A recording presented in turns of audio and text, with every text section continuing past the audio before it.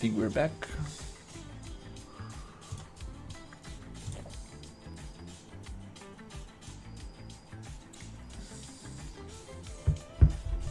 Perfect.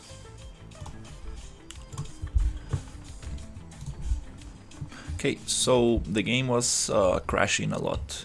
Let's try to put some stuff in data layers and hide them. Hide these different things. So here I'm gonna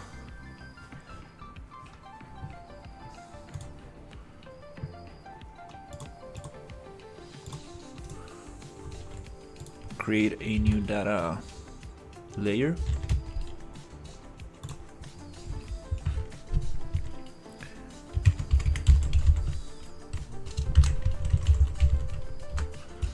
And I'm gonna add it here. Then I'm gonna add this thing.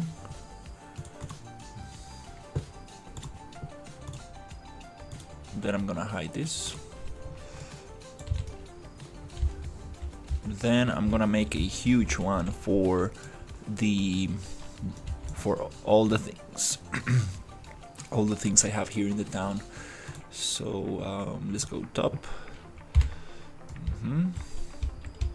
Something like this. And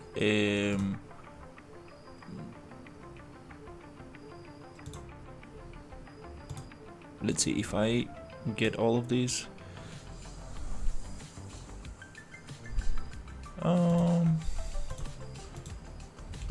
Let's probably hide the foliage and let's just get the buildings.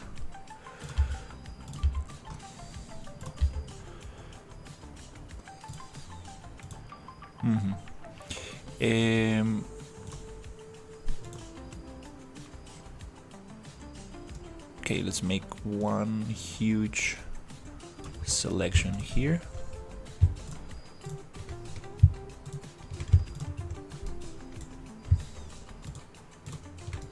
Including this and this. Nice. And I could put the diner in another data layer, but let's just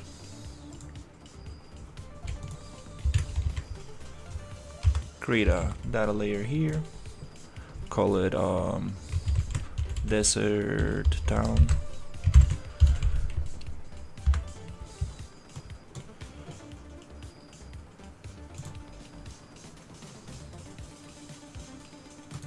Let's add everything.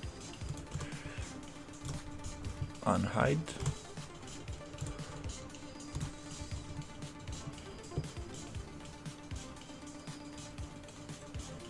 And not the ultra dynamic sky.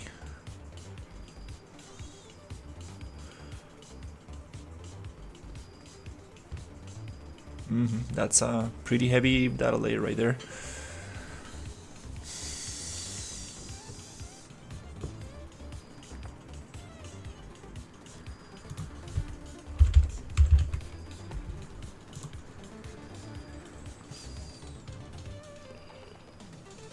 There he goes. Remove selected actors from data layer. I just don't want the dynamic sky to be there. So let's check. Perfect.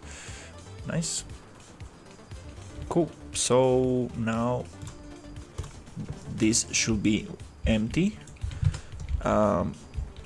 We can probably add the sewers to another data layer, but since we're working in the sewers, yep, let's unload everything, and now it feels way nicer, lighter.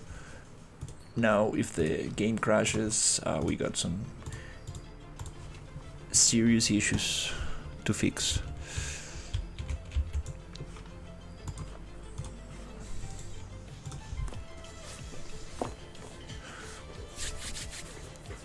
The viewport feels way lighter. That's very good.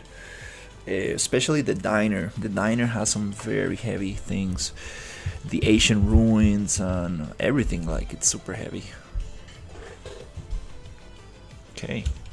Yeah, feels way better. I still get a little bit of the foliage that, oh, this one it's not supposed to be loaded.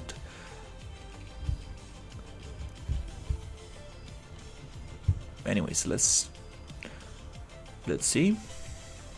Should not crash.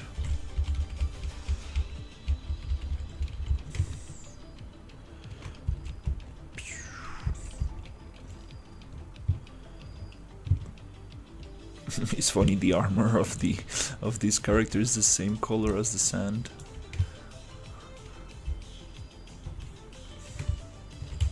Oh.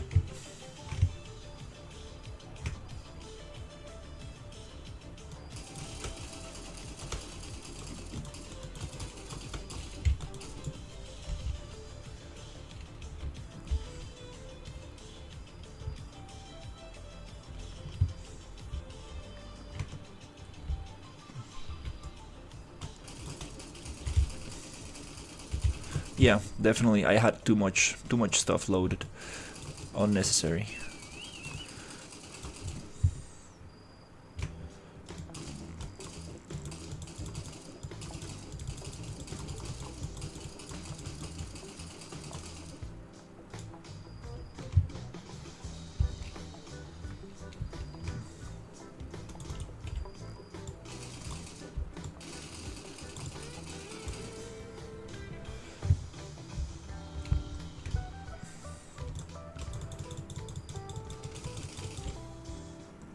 Damn, these guys hit hard.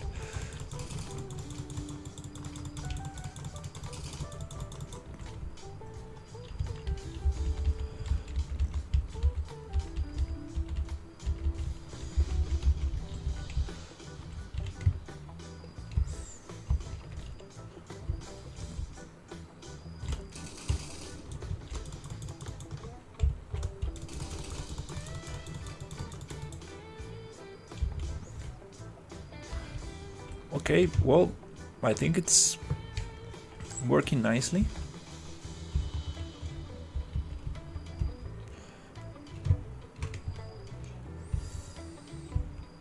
This guy's calling me like, hey, come here. Yeah, this camera jumps, I'm not sure about this. It's a little bit rough.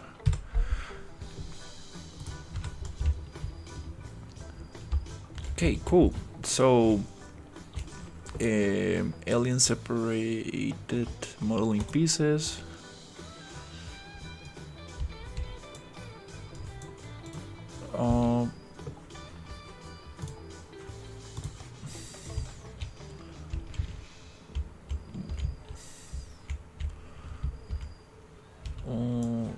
They're not there. Okay.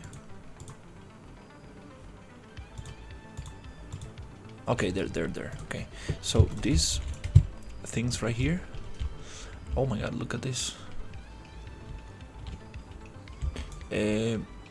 These things, I'm gonna push them out of the data layer.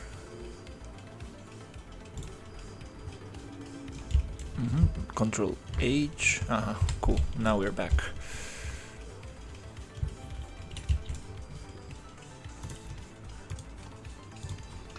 Let's save everything.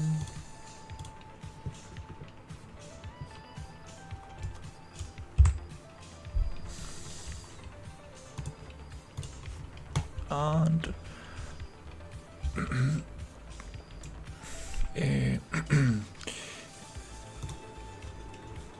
I'm making a horror game called Escape David's Dad in UE5. Hey. Escape David's Dad. Sounds fun. It's very cool. Horror games are a great it's a great way to start with Unreal Engine.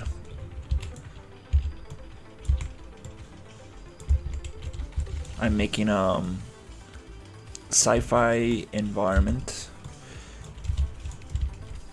and I'm making like this kind of like sewers town. So the sewers start right there, and I'm making some kind of like crazy wooden town that will connect the desert to the swamp area.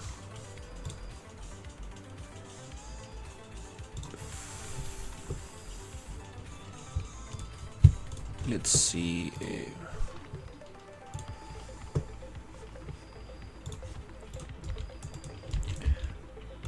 So what is the story behind your game? Is it going to happen like in a house or something like that? My name was not supposed to be Kid the Best BTW, it was autocorrect.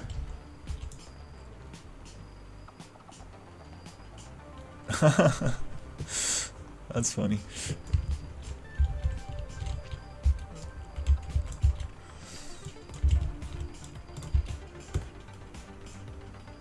Yeah.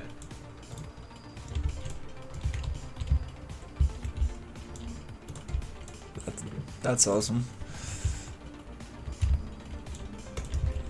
Yeah, very cool.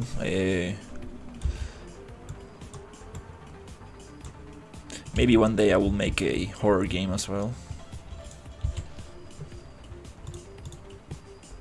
For now, I'm focusing more on environments. Well, the Lord is a guy who worked at a fire department and got burned and locked himself away. Oh, damn.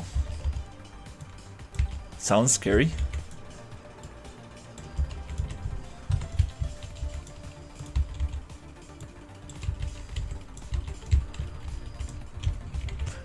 So you need to go look for him in the house, or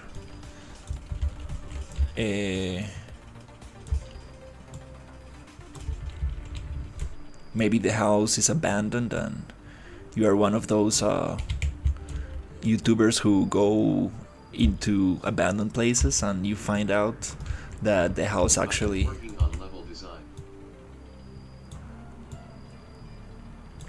Nice. Very important. Well, no, he hunts you.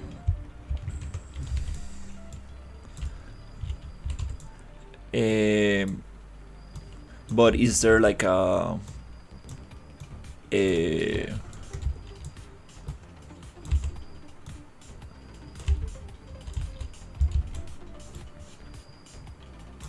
like a reason for to go into that house?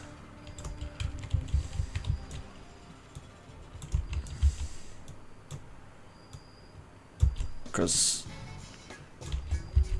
yeah, like super scary. Like imagine going into an abandoned house and you start hearing noises. I like this wood, looks kind of cool.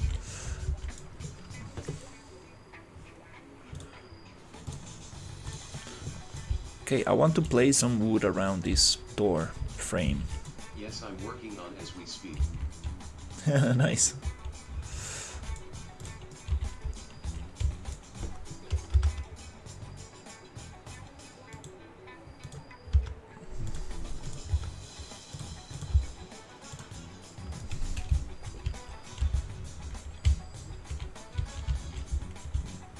That's pretty cool.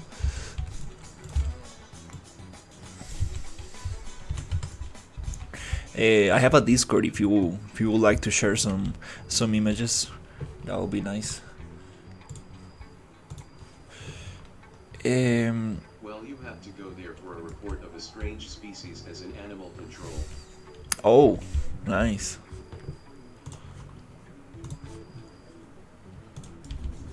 I see what's going on. What is it? It's on my description, on the video description. Hopefully the link is still up.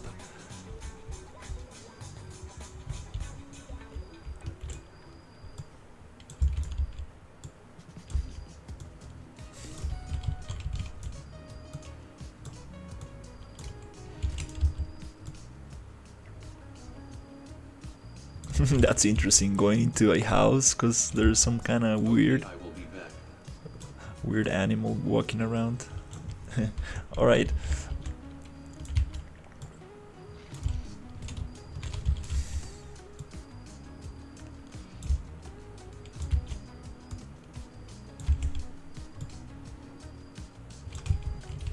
Okay, I'm going to merge these.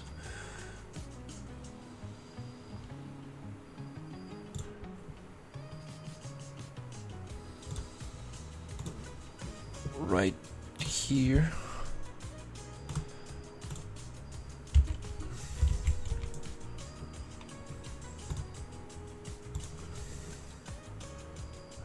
What's the angle of this?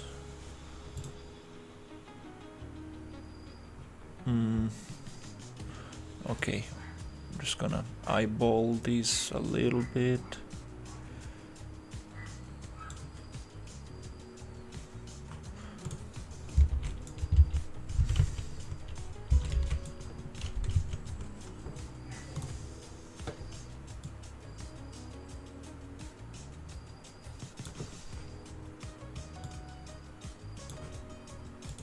Make it a little bit bigger.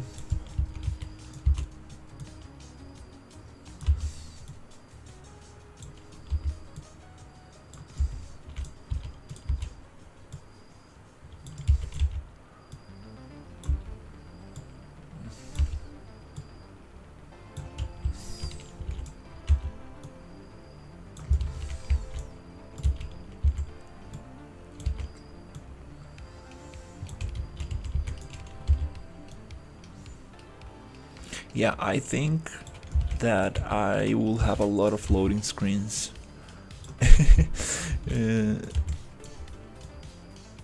So I can keep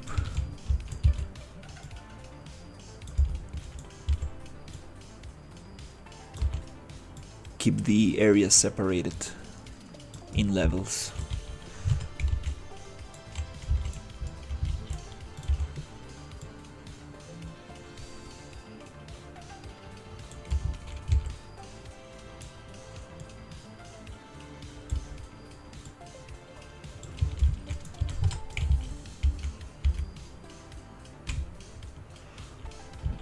That looks pretty cool. How long have you been doing this for?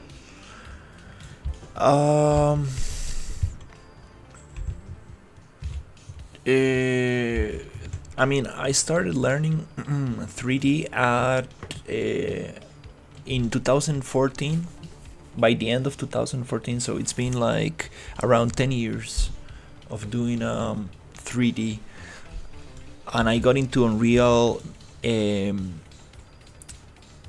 Unreal was Unreal 4.25. I started using Unreal in version 4.25 during COVID, maybe before COVID, so somewhere around that time.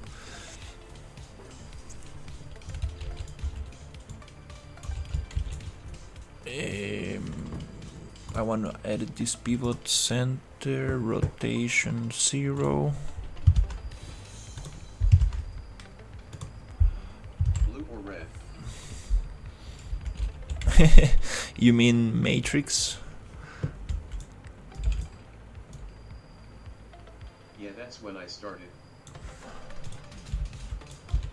That's pretty cool.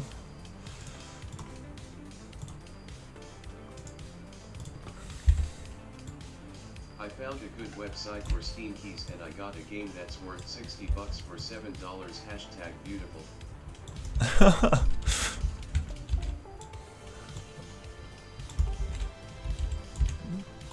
That's For your Discord XD. That's crazy.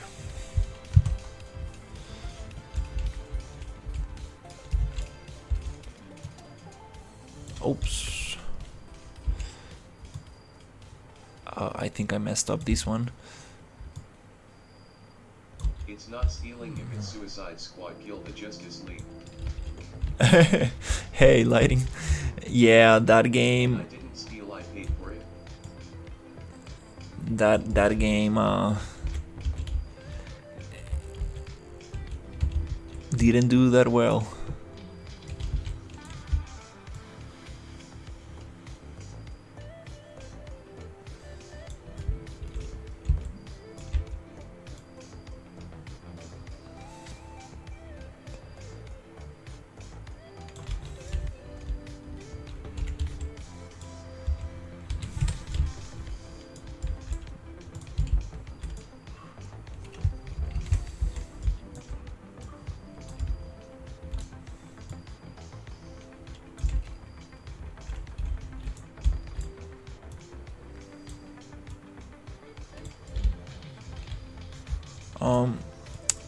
I messed up with this. The thing is the Daily Planet should be centralized, and I'm using the map for reference. There's a few things that could have been better with the open world.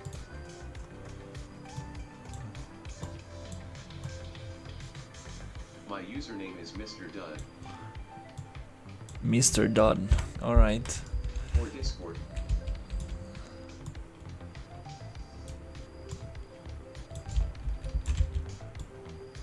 Okay.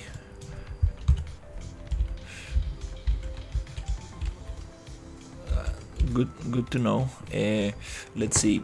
Edit pivot. I wanna make this super straight. I think now we got a better pivot. Feels like it.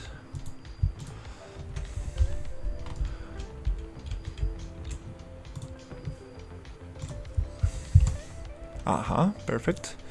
90 bloop, and then 30 bloop.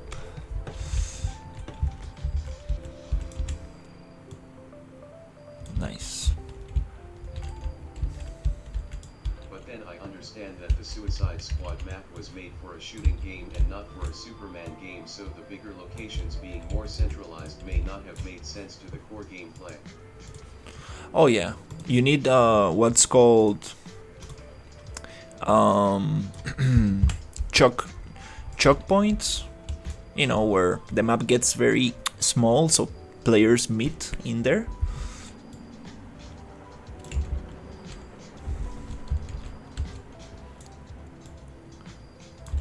Because if not, it's gonna be hard for them to actually find themselves in the map, and you'll spend a lot of time just walking around.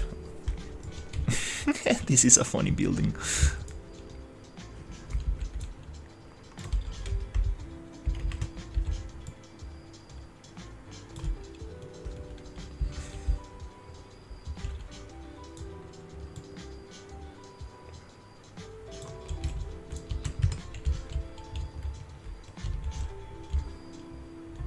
That's kind of interesting.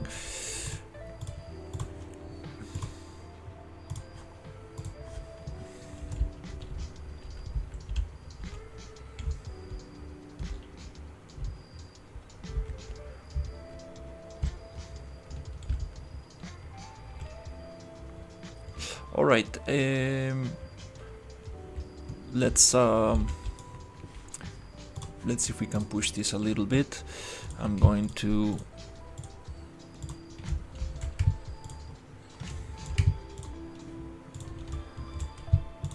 copy all of these and make it a maybe a group for now. Yeah. Your channel will grow. I appreciate it.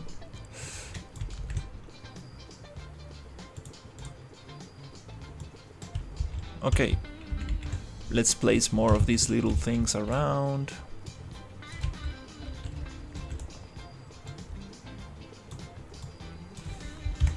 Yeah.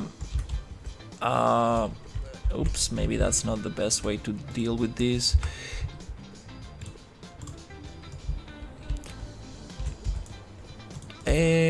Let's make it into a level instance. Yeah.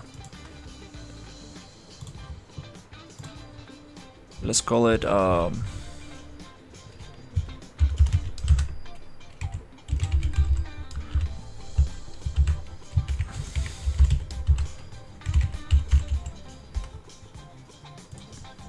Cactus House or something. I think that superhero game should explore more of the alter ego for like 2 to 3 hours of the game, almost slightly as much as you play the main hero. It just works better for story dynamics.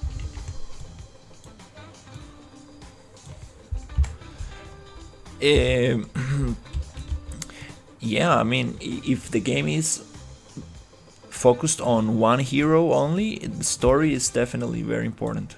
But the Justice League was like a multiplayer kind of shooter thing, so it will be kind of hard to add story elements for all of those characters.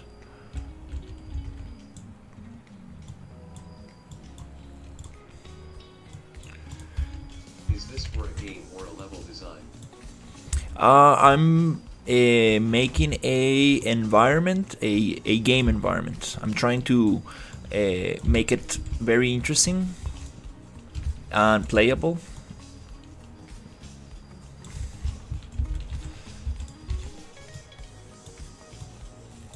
Not really. I don't really have the intention to release this. If I ever do, I will probably put it on Steam for free.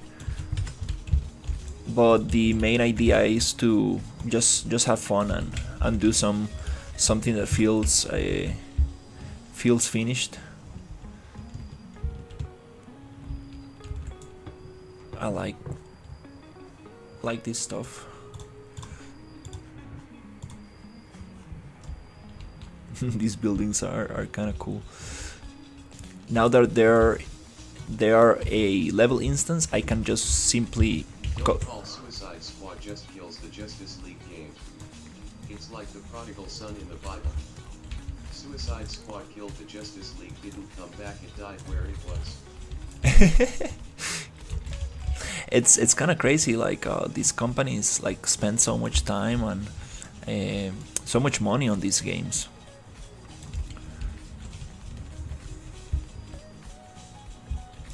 It's crazy that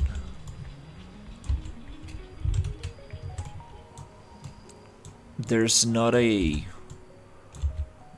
better way to do things, like I don't know, like asking players or making surveys or gathering information and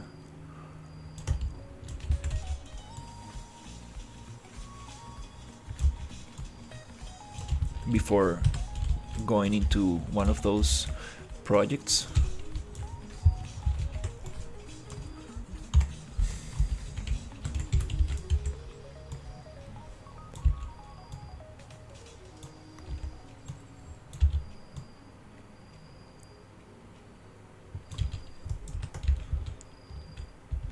To add context, if you don't know the Bible, the prodigal son was a rich man's son that eventually came back when realizing he did something that was wrong. You be the opposite of the prodigal son.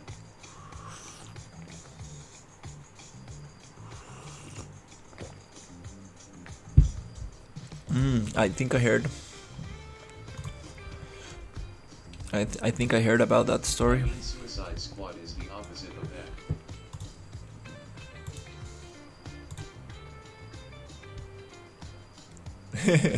I see your point.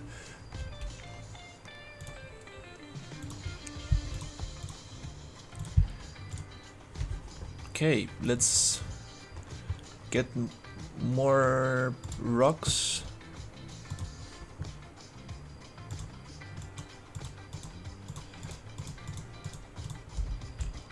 It died a miserable death.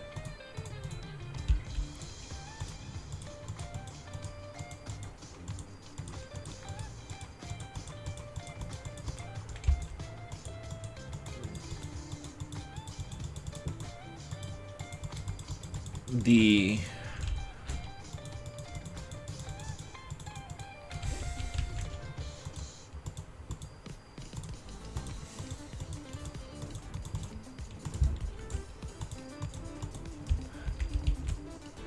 game I don't know how much it lasted, but I think it got some updates.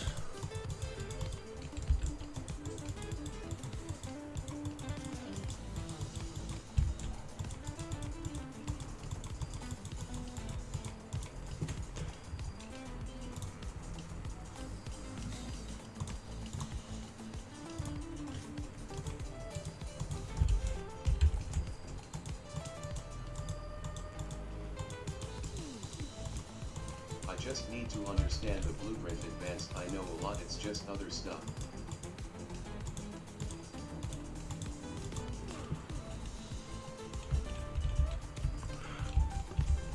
Yeah, blueprints. The I've said they wanted to make a game where they could have fun making it. Make a game where you can make money off of it. Superman game instant 700 million. Well, I got to leave me in the Discord by Victory Hand. Alright, thank you for hanging out. My project will be open world. What tips can you give me? Because I really find things very complicated about level design, even more so in an open world. An open world, yeah, the thing with open worlds is that it's kind of hard to load the whole map at once. So I will think about like making areas where you can hide part of the map, like play a lot with verticality. So if you have a map that is just very flat, you will need to see very far away. But if you have like big walls, you can unload areas that are behind that wall, and it's gonna be easier for performance. For example, this map I'm making, I'm thinking of having a lot of loading screens, because definitely I'm already having some performance issues. Obviously I need to definitely spend some time on optimization and stuff. Wow, these rocks are not really falling into place. I'm being a little bit too rough with this.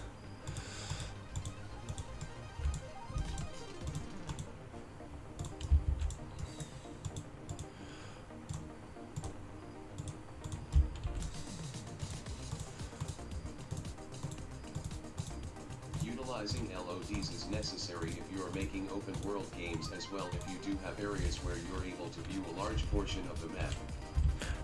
Yeah, LODs definitely are important. That way you can, instead of just unloading and disappearing your assets, you can use a lower LOD version of them.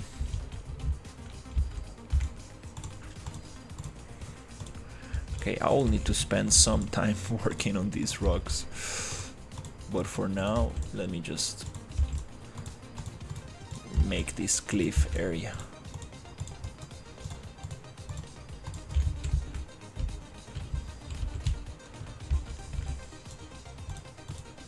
The logs, when you have too many of them and you can look at all of them, it destroys your frame rate, so be careful.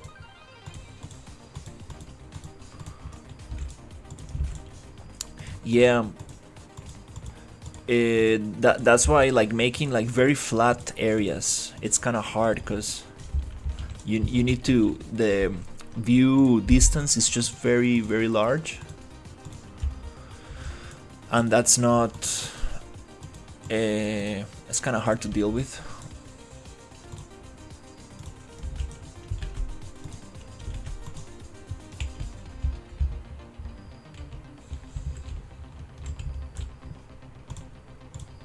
Look at this bunch of rocks, oh my god.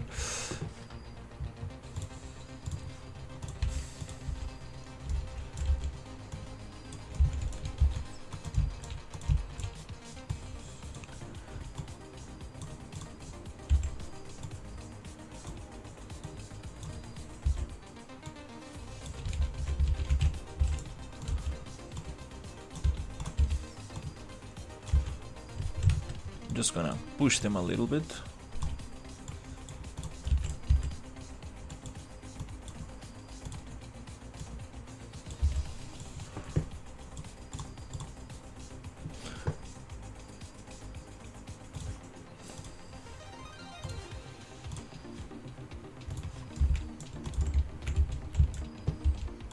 For example, my game is multiplayer, so for each player it will have its own lot load.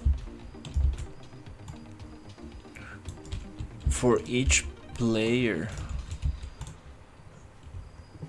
I haven't done multiplayer games. I'm actually using a multiplayer template, but I guess when characters get very far away, you could use a lower level of detail for the characters as well?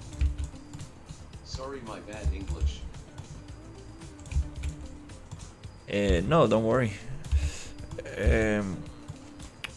Know your character meshes for multiplayer, don't change quality, just your environment.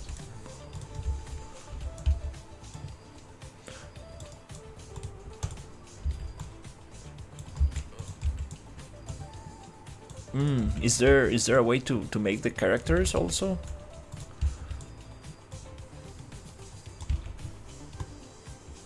Also go into a lower LOD?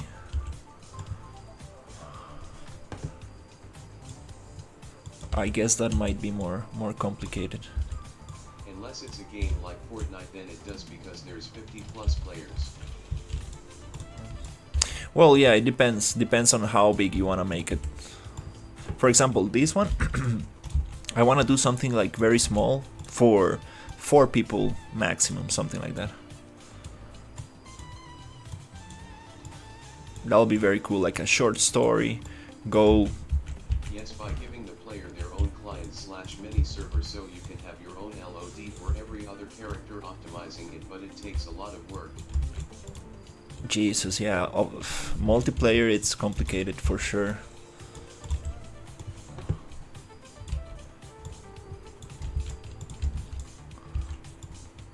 That sounds already complicated. As someone who's starting to become a better game developer, this looks amazing compared to a lot of other things I've seen.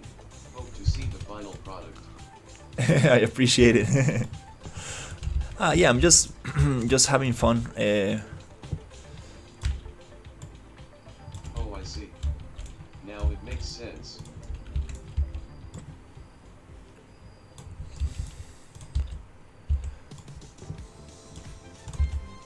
Trying to create some interesting environment.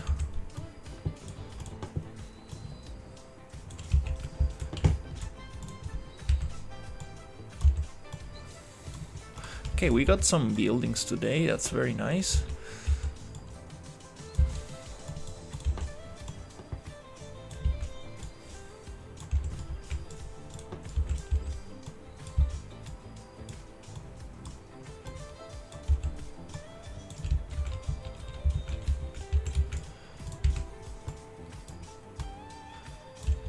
Can't wait to work on the sewer area, the sewers, and go into the swamp environment.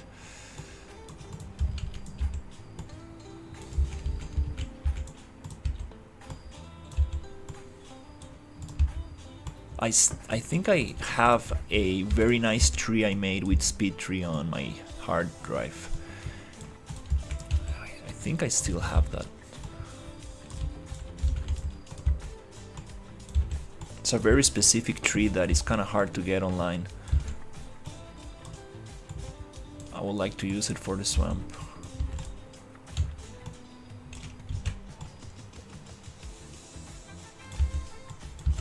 It has like this Spanish moss hanging down. It's like a willow. It's not like a willow tree, but like very strange looking tree.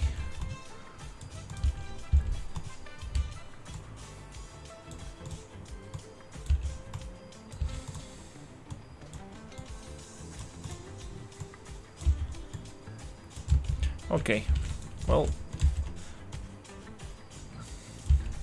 let's just push this a little bit. Probably doing this with a spline was probably the best idea. Good thing that these rocks kind of like combine nicely together, so I can like make interesting shapes, and they have no collisions, so probably not the best, but that saves a bunch of performance.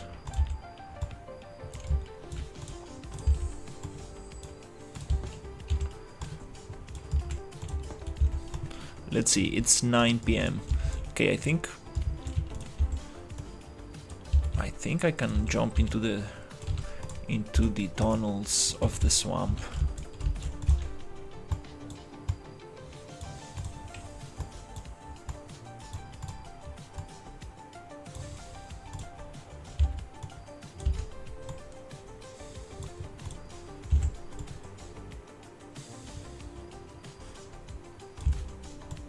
That'll be very nice.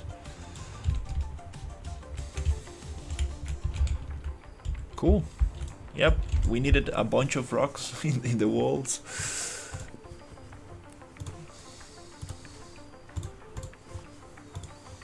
Nice. And the map is so empty right now because I unloaded everything. It feels so nice for performance. I'm trying to play with that. I'm trying to like make big walls, make caves, make tunnels, really narrow down the field of view of the player. Really keep things, you know, cover the player vision as much as possible, so we don't have very far. We cannot see very far away. Also, we can do this with adding sandstorms, fog, and other elements like that.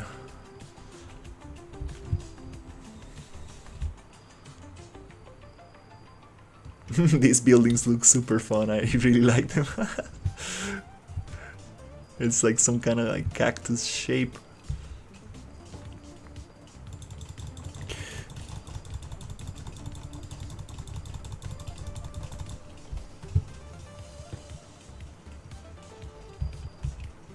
Poor little insectoids, like they are very kind of like, the AI is very dumb. Like you see, like it's like they're supposed to shoot, but they're very kind of like, they think too much.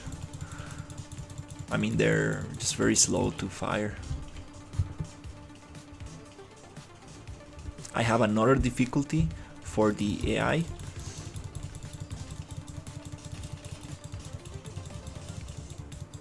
Which is super hard, so I need to make a in between. For example, these killer robots are super intense, and I think he's gonna kill me. Yep.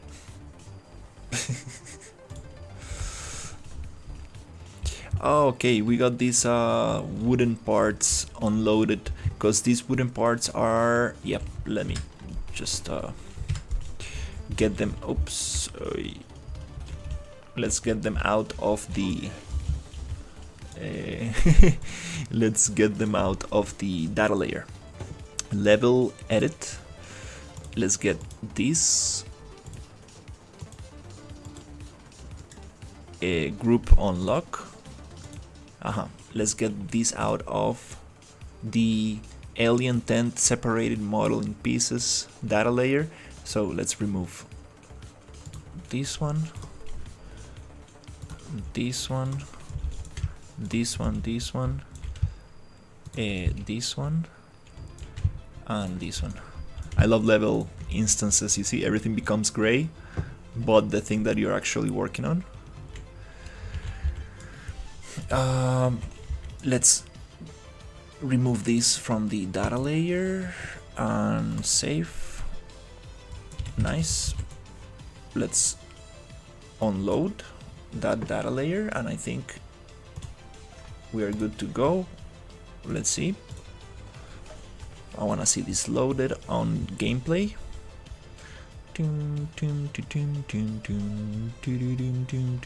Perfect. We got it. Okay, it's time to work on some. I think this area, it's kind of nice. We can leave it like this for now.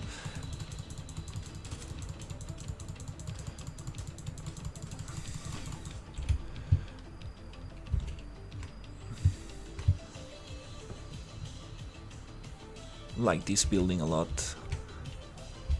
Oh, I see some issue there.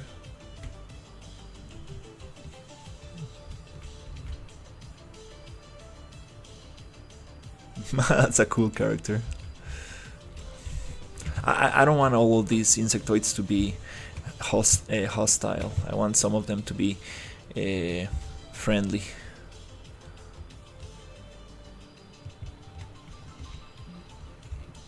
I really like these buildings.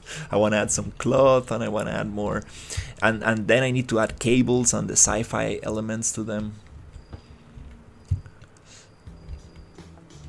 Yeah, I think I'm gonna be more kind of like chill with the with this,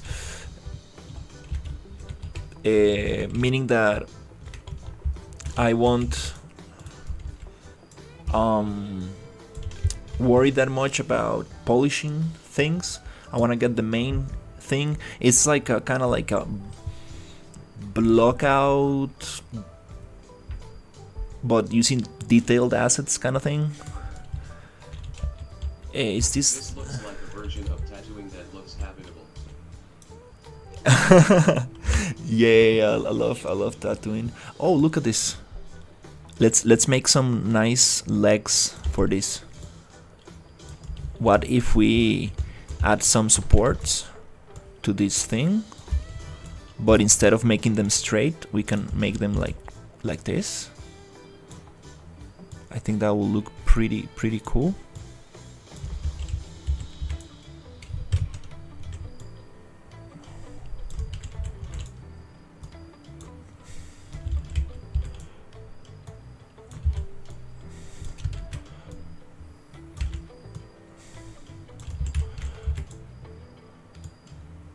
I don't know how that wood is actually connected, but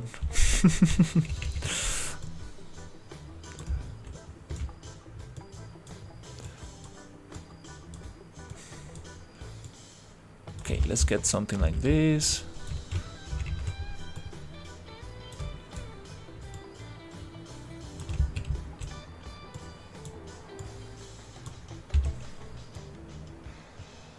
Okay.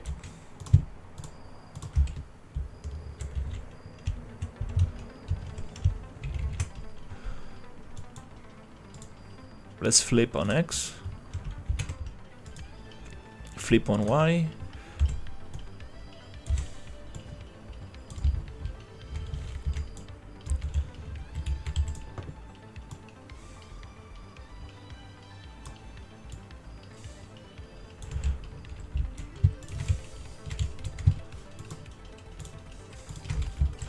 Okay, so we have this platform. Okay, let's see if this trick works. I want to merge this. So model, Xform, merge. Don't delete inputs, hide them. Create a new object. And I want to replace this with the rest. To be able to replace one prop with the other, we need to copy the pivot point of this thing. So just going to go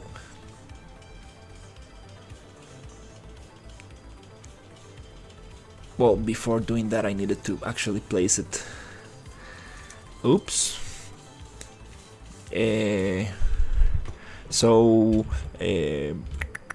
Anyways, let's just do it like this. I'm gonna edit pivot, find the top, and I'm going to eyeball it a little bit like this and go down. Let's say maybe that's the pivot point.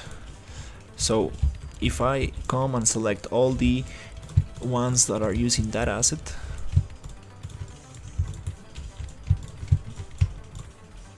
like this, and replace,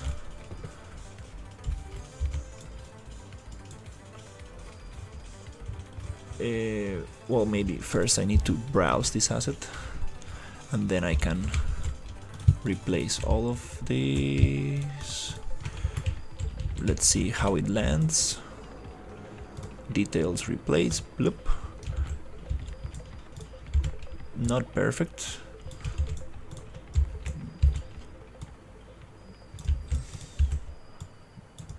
Now it looks kind of like a it looks kind of interesting.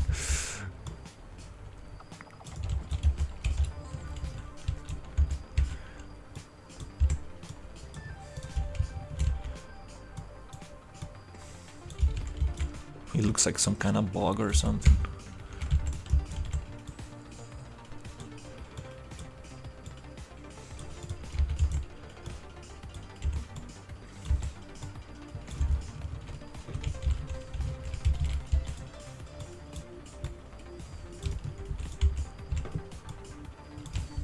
It's all crooked, and but that's good because that's kind of like what we're going for.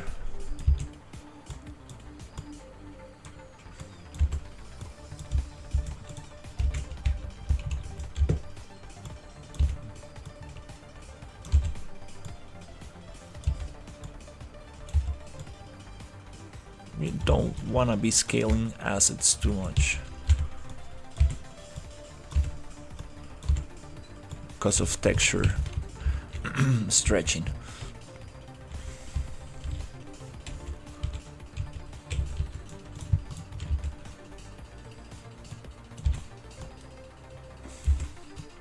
That's kind of cool.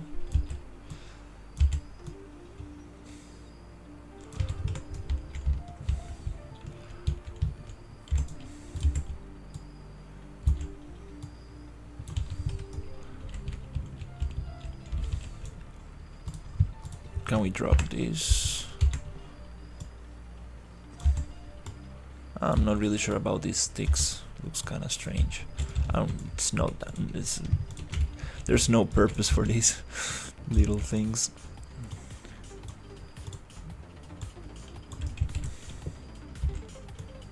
Like, if you fall, it's gonna be like half a meter, so it doesn't really matter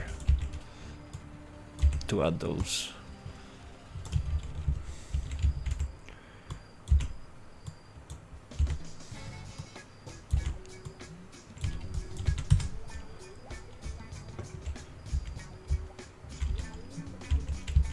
And also here, I would like to add some support for these. Just super quick. I had these ones.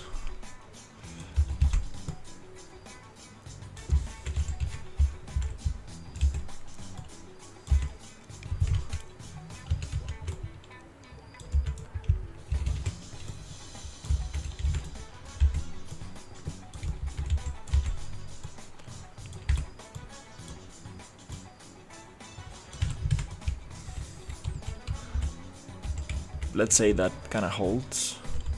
Okay, cool.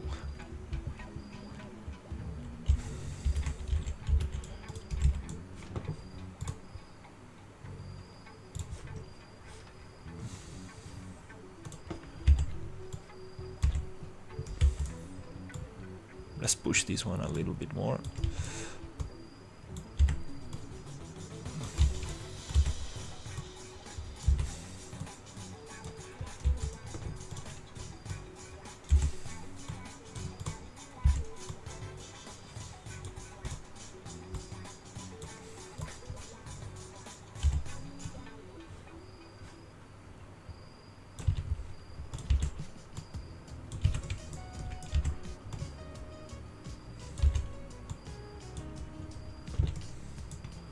Okay, let's get into the sewers. Okay. Nice.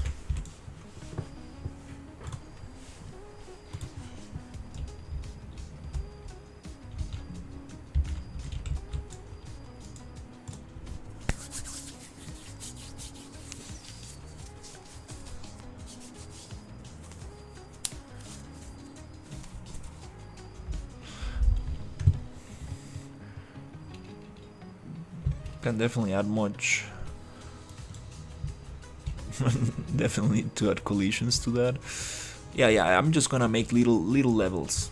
Let's say I'm gonna make a big main level and just break it into chunks. So let's see how much level of detail I can get. Palm trees are huge. Can probably make them a little tiny smaller. I have a bunch of other vegetation that I can add.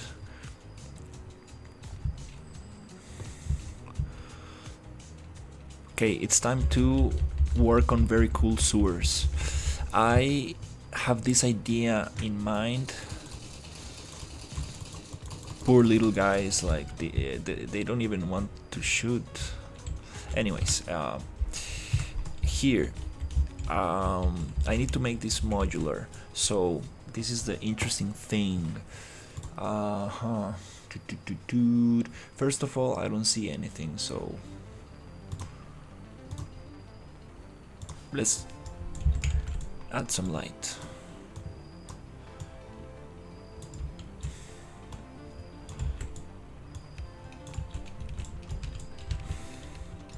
Light comes from above, so let's add a different light. Spotlight, rect light. Rect light is good. I can. We have this already, so let me.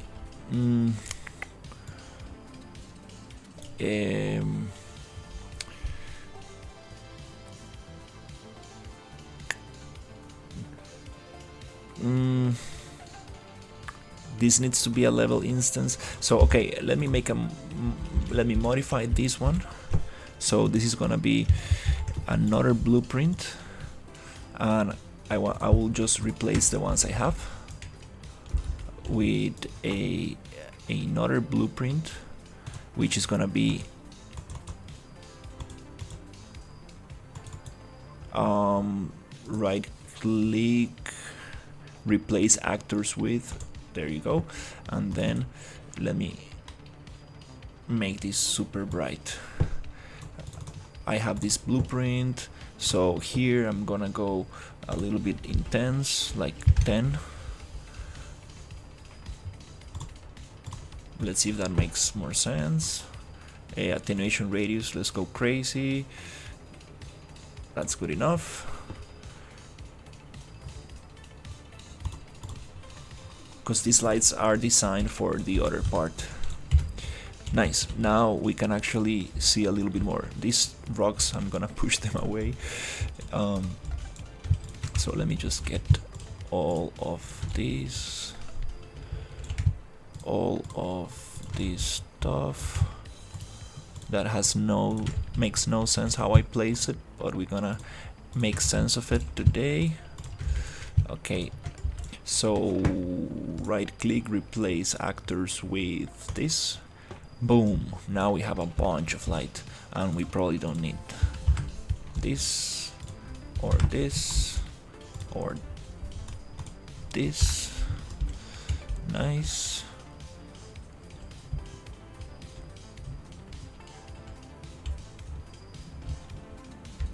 Yeah, let's go crazy with the tubes and detail. Let's just go crazy with it. Water looks very strange. This water shader, every time I open the project, it looks different. It has a life of its own. Like this water shader, I don't know what's happening to it. It really, like, it changes by itself. It's very strange. Let's see.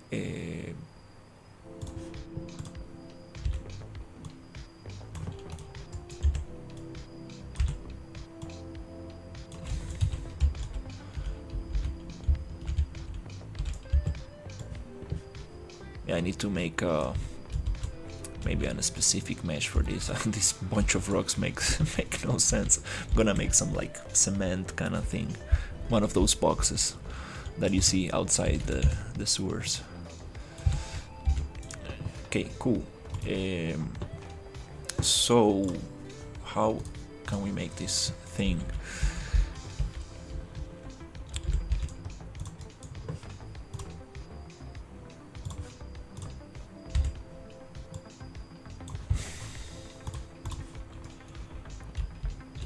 So we have this segment right here. So how can I...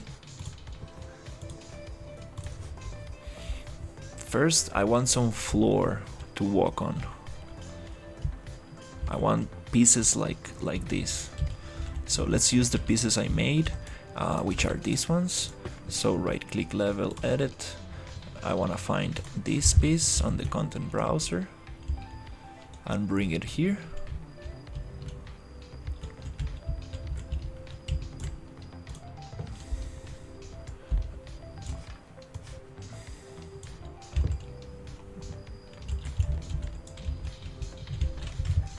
Why is the pivot point so strange? Oh no, I see what's happening. Okay, so let's reset rotation.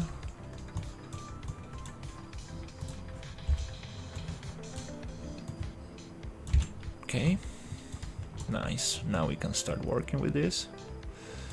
Okay.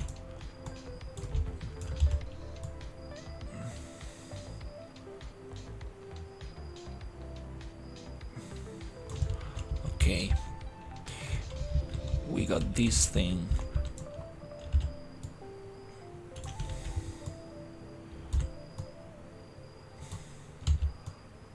We need to make a mini version of what we had in the other one. So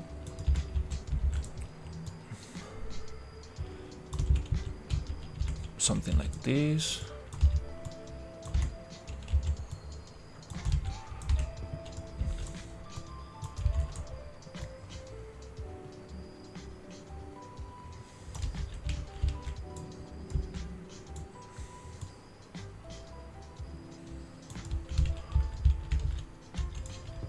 Control B, Control D to browse and duplicate. Let's change this static mesh. Let's mirror this thing.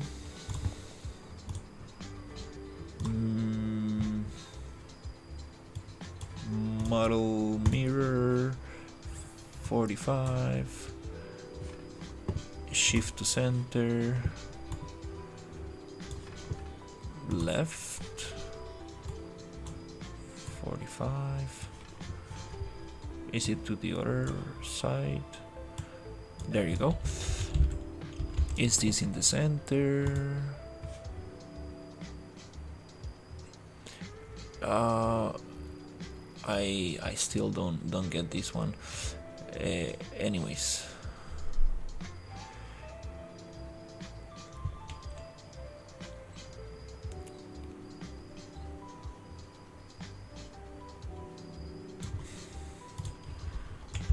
We can always just edit pivot center, align this with this, pipe location, not the entire axis, I just want this.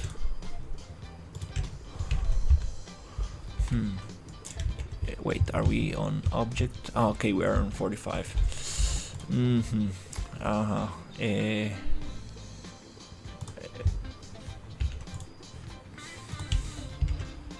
Working on an angle is always tricky.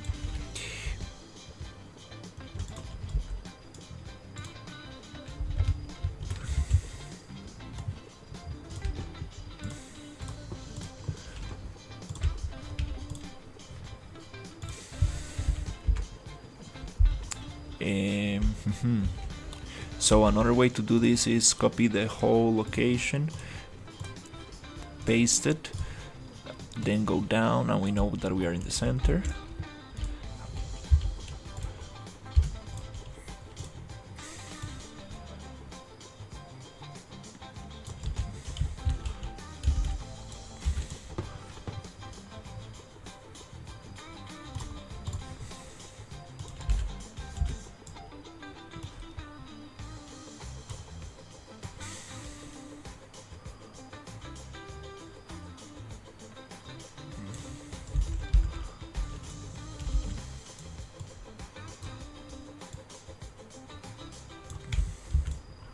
Okay, that's kind of cool.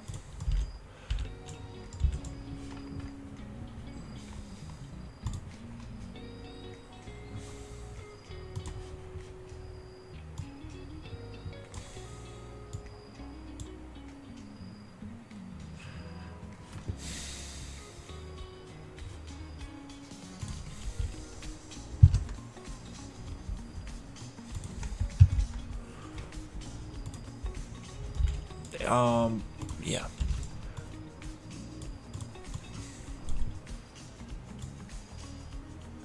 I forgot how to mirror.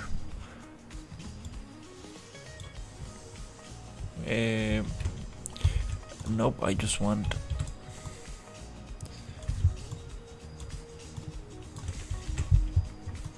this to go here, somewhere like that. Okay. Is it enough to walk around? Maybe not.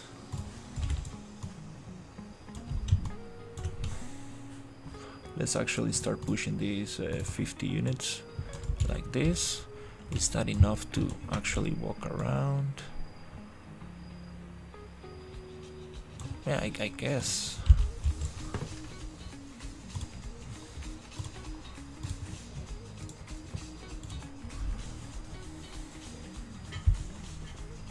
Such a little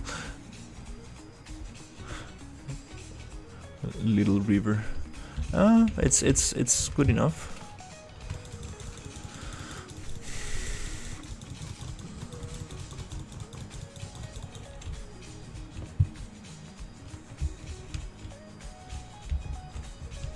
We can go up a little bit, down. We need to make it a little bit thicker because we need more water to go through.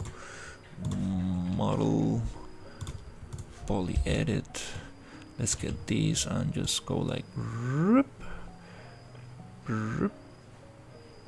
David's dad, I need a model though.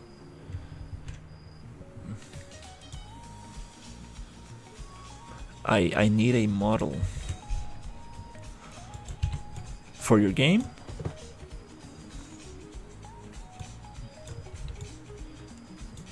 What style are you going for?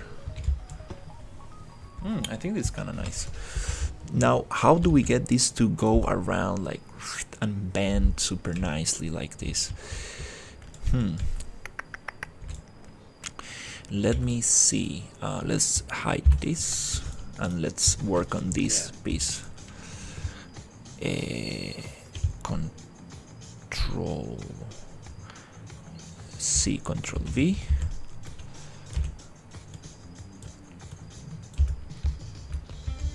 You doing like realistic?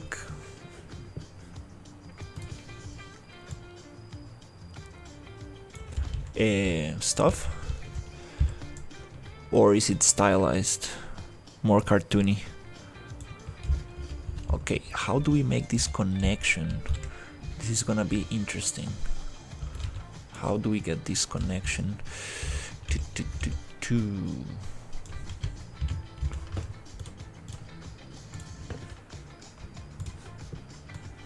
A fat firefighter like he's in regular summer clothes, but he needs to look like a character from Ill. From Ill, wow. Okay, so you're going super realistic.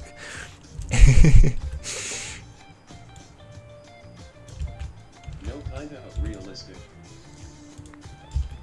Okay. Yeah, maybe.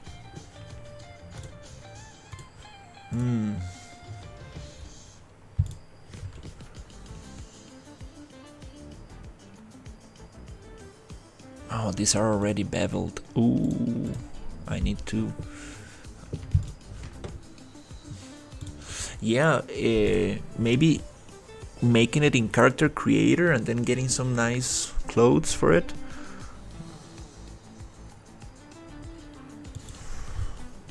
Or maybe using metahumans.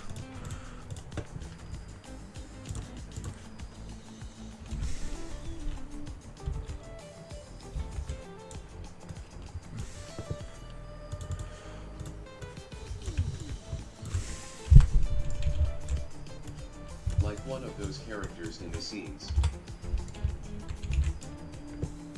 Okay, I'll try that. Yeah, if you're going realistic, I will say character creator or metahumans is good.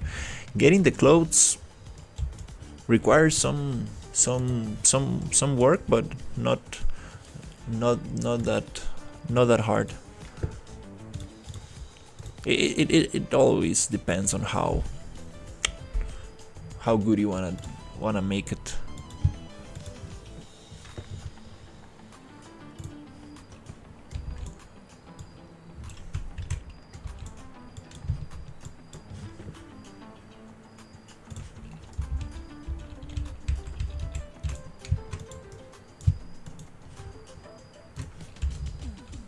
Nice. This is kind of cool.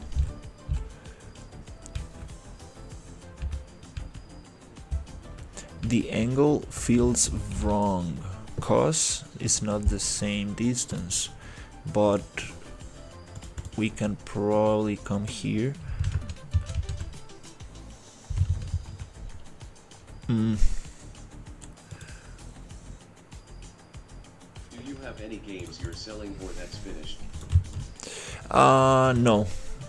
I haven't finished any games. I worked on other projects, but they haven't been released. It's kinda funny.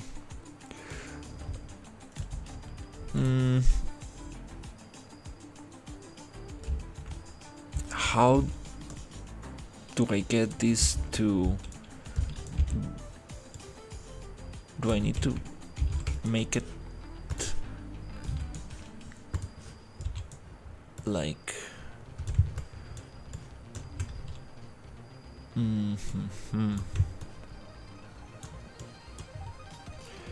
It's all twisted.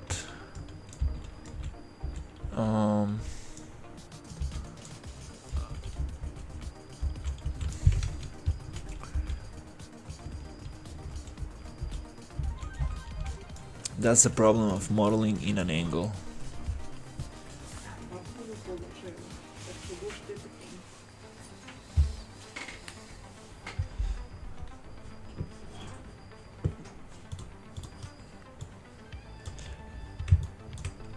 Oh, damn.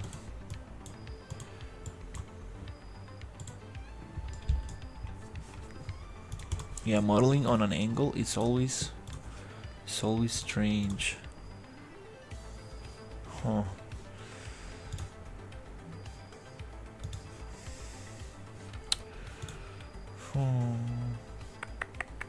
What's the best way to get this flattened out?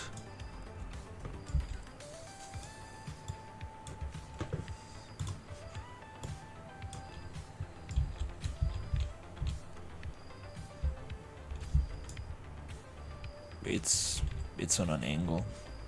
Cannot really do much. I have a good level. I need an AI that crawls on roofs and I can't find a tutorial. Properties. AI that crawls on walls.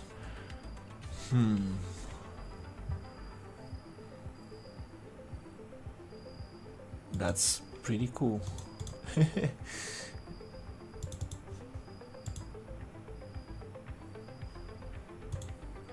Again, I'm having issues with the music. Come on.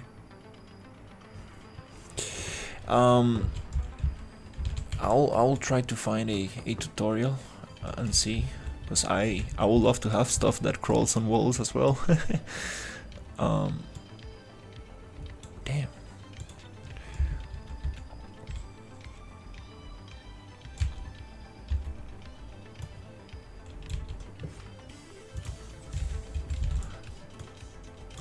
There you go. That's what I wanted. Nice. Where are those crickets coming from?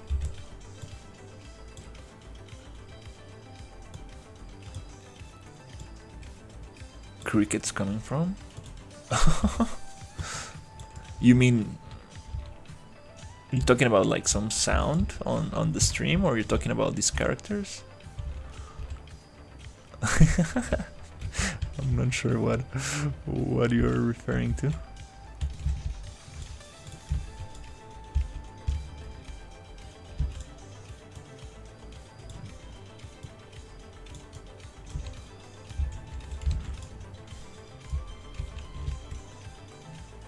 It's probably the music.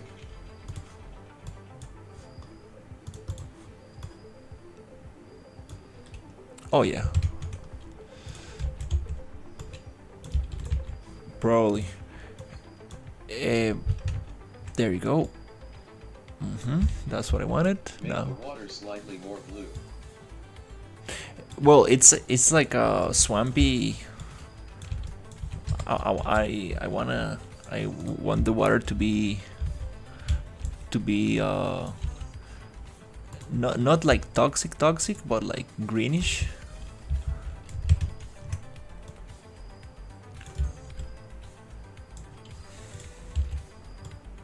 Awesome, I think I figured this out.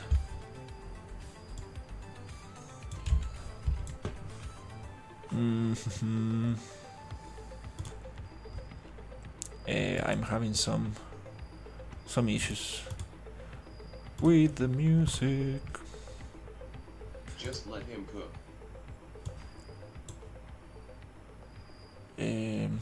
Let's see.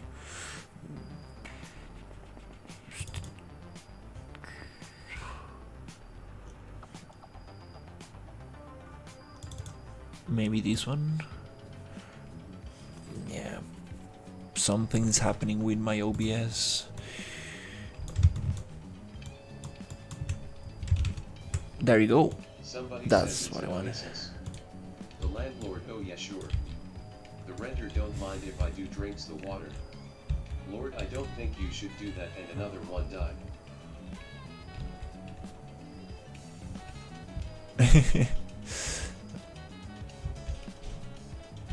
Eh,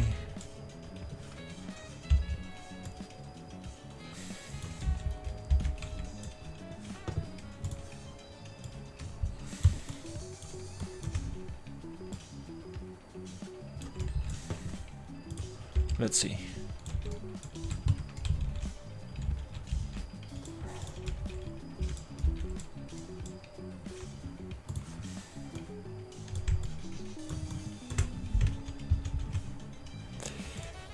Okay, yeah, actually, let's just flip the whole thing.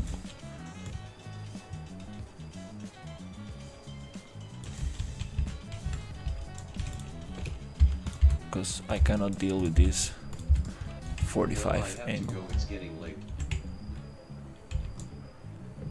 Thank you for hanging out. I also going to bed pretty soon. Maybe I'm gonna do half an hour more.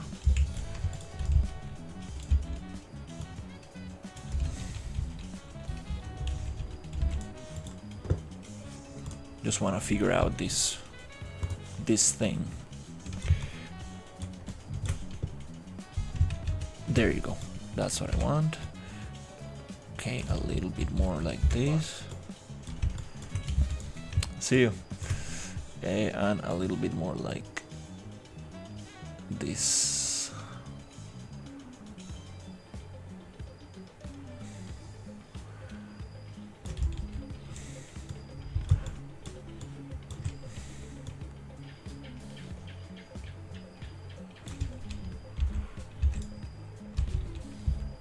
I see where the cut is. I want to bring it directly to the cut.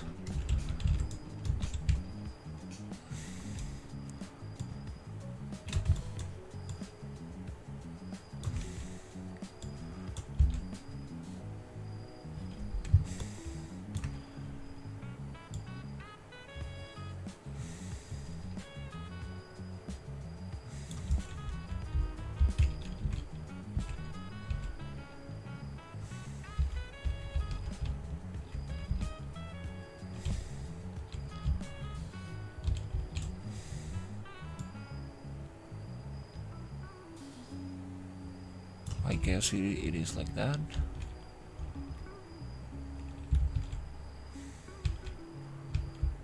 Will Suicide Squad kill the Justice League? Game is massive, basically as big as GTA 5.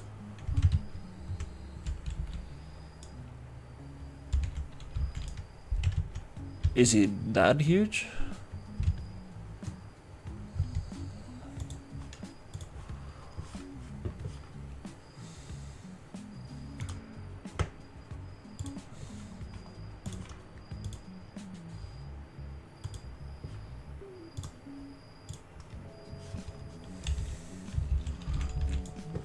I mean, it is as big as GTA 5. Wow, that's pretty big.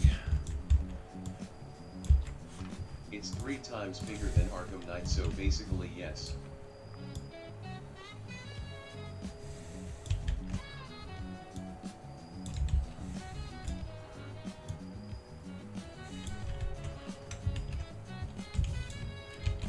Wow, that's a big game. There, that's what I wanted. There you go. So this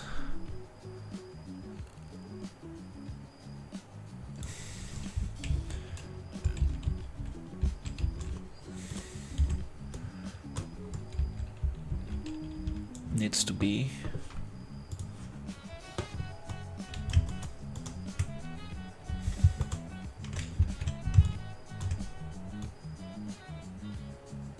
like this. and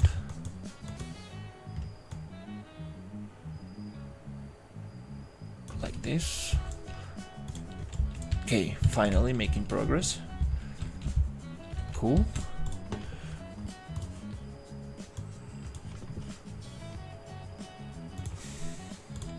Nice. That's pretty cool. Save. Save. Oh, I haven't drank my tea.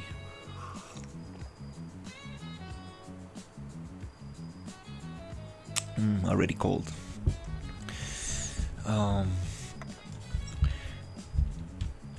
Okay, I like this shape that I got here. So making the other side is gonna be a little tricky.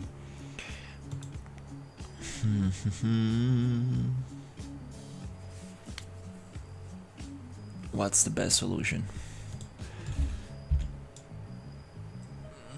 I'm redoing my blockout reference with actual concept art. Yeah, just copying concept art.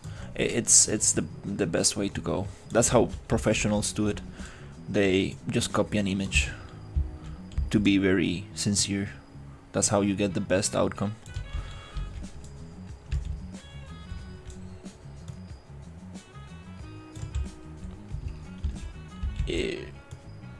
You know, some professors of mine used to say, if you don't have reference, it's not really gonna end up well. So might as well just get some reference, which is something that I need to do more, because I don't usually use much reference, which is pretty bad. I do know what I want. For example, I'm trying to copy, like, you know, Star Wars, kind of like desert towns, and basically, yeah. And some, I like, you know, Tatooine, the Mandalorian, the Dune movies, stuff like that, you know. So I'm just trying to copy, and in the process I'm like, oh, this might look nice, or this and that. Start making my own thing. Bridge. Okay, they don't want a bridge, because are these part of the same thing? I think they are. Okay, this one's the bridge.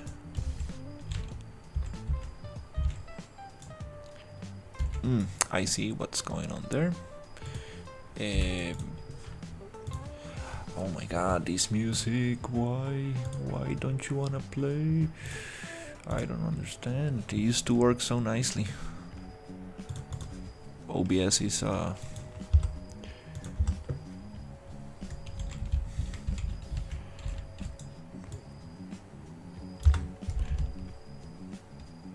refusing to play my MP3s. Okay, let's see. Let's try to get this module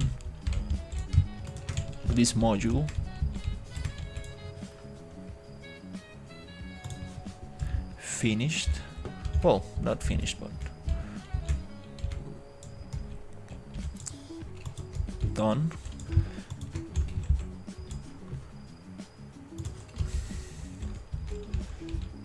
Okay, one more, and 1 and 2 bridge. Now I can select all of this.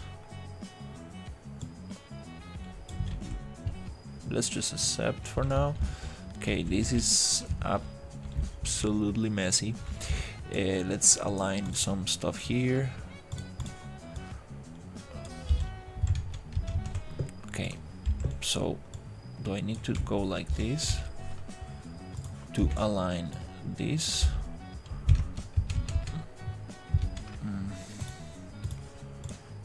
Like this.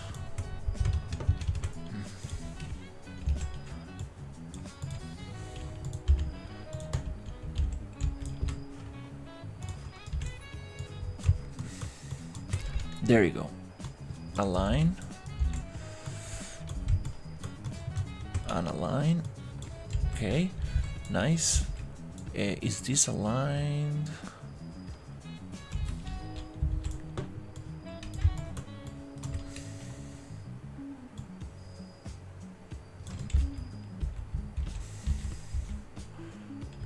Okay,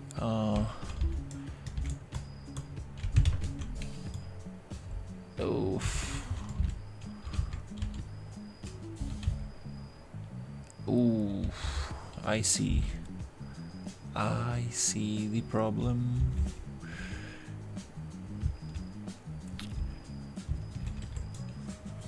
Because I'm using a beveled mesh, which pretty big mistake. Need to take the bevel out.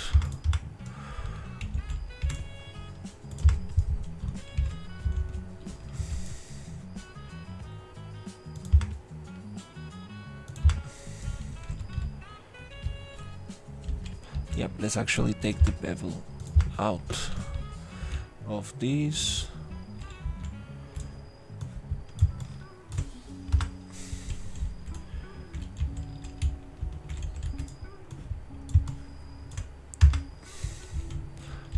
Okay, now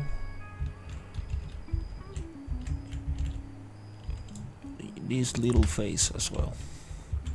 So now we can do a bridge, and here we can do a fill, blip, bridge, and fill.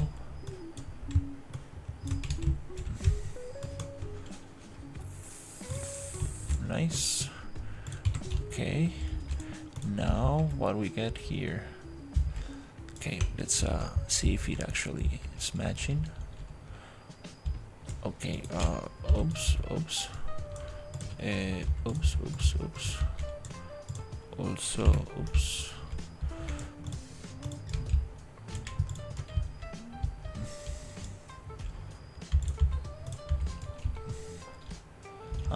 So we want to push this a little bit more. Oh my god, the music, why? What are you making, sir? Hey, I'm making a sewer system. Yeah, unfortunately the music is not, for some reason, doesn't want to play. A sewer system for a environment I'm working on. Oh my god, are you serious? Okay, I think it's playing. Let's just leave it there.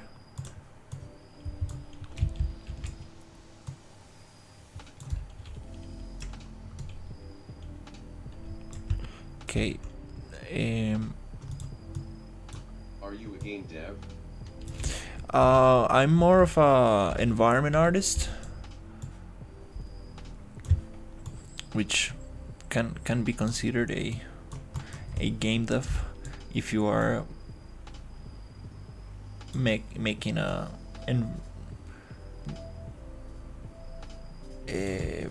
environments for games. But in this case, yes, I'm making a game environment. Let's see, let's push this a little bit.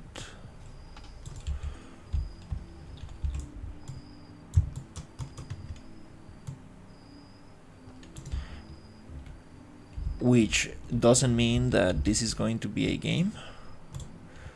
Okay, let's go Control H and let's bring this there.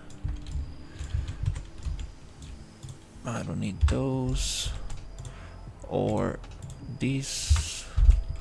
Nice. I'm trying to make an area where I can walk and make this modular, make it fill it with tubes and stuff, make it look super cool.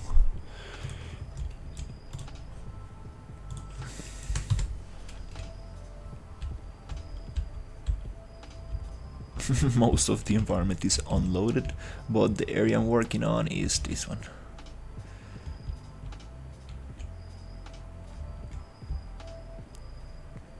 I like these houses. I made this today. I finished this one. Really like these shapes with the wood and stuff. Very, very cool. So I'm using a bunch of free marketplace assets and modifying them and modeling my own stuff with the modeling tools and really just having fun.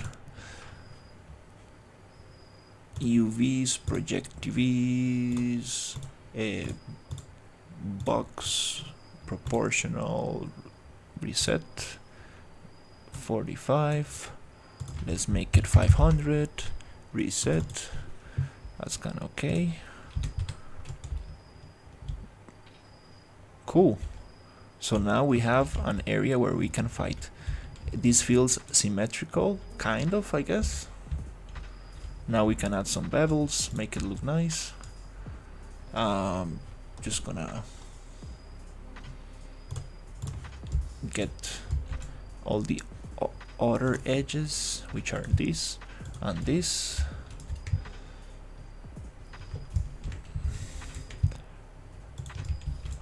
Oh, this, I think this one is beveled already.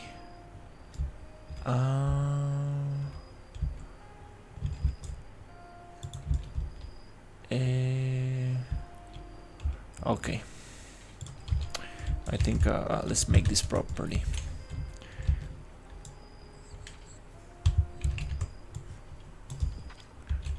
I need to modify this slightly, because then I will have some issues.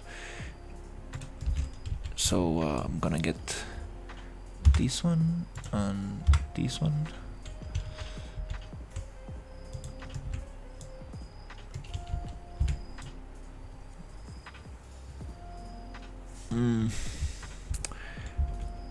That's a big mistake. You should not modify a beveled mesh. It's gonna give problems.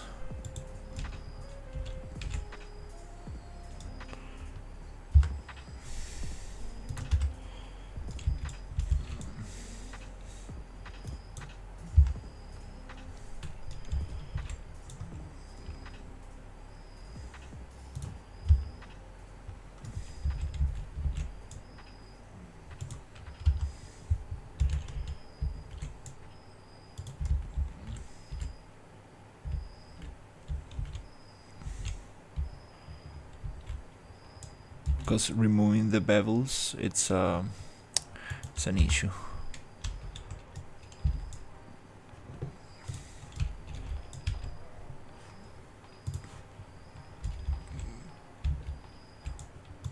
Let me try something like weld.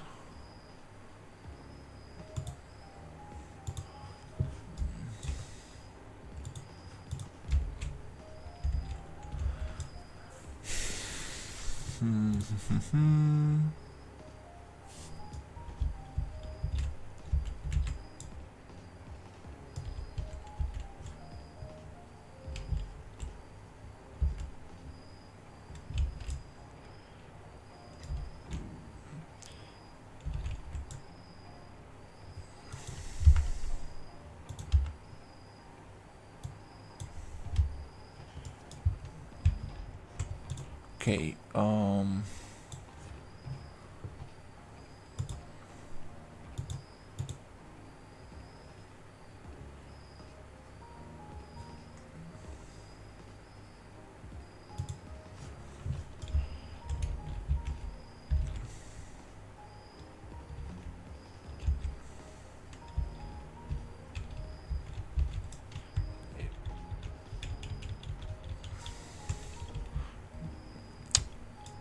let's try it one more time.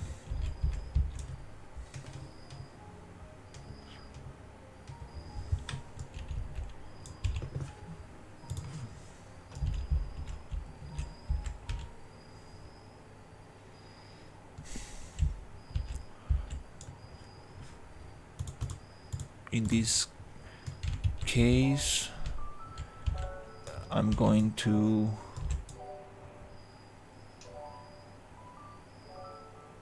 okay.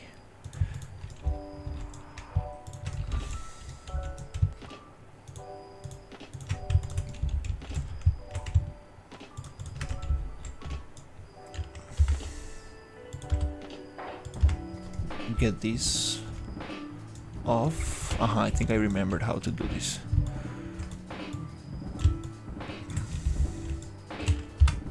There you go.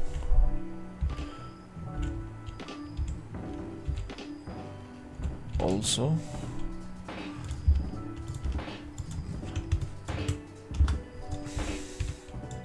need to kind of like destruct the mesh right there, right there. Also right here I need to get rid of this bevel, which means all of those faces. Nice. Now I can reconstruct without the bevel, which is here and here.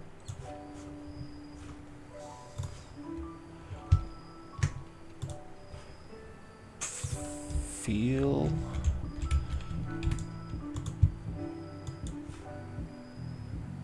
breach, breach, feel. Nice. Let's do the same down here. So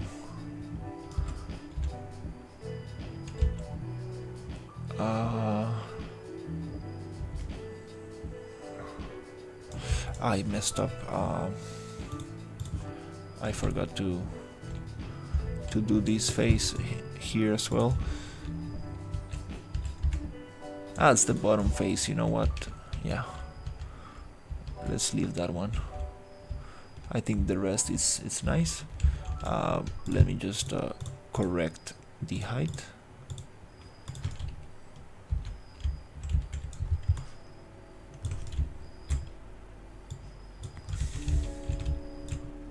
Right there. Cool. So now I think I can just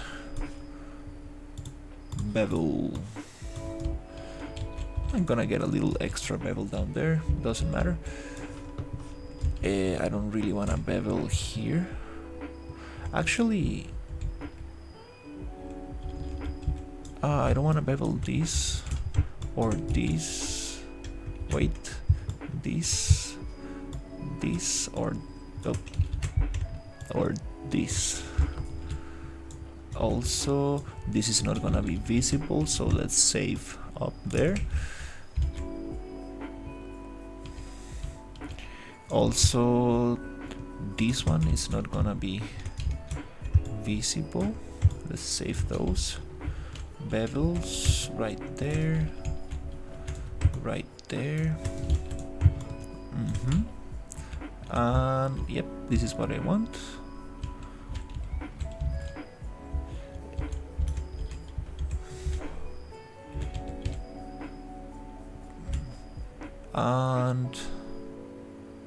And let's probably don't need a bevel there.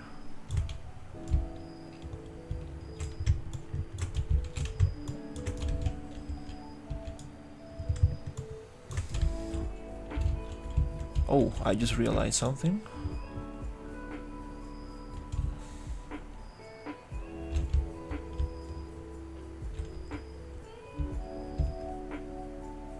This is not parallel.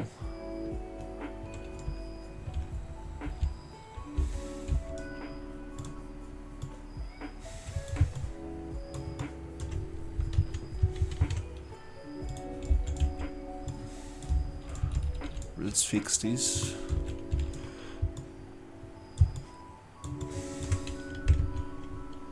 Like this.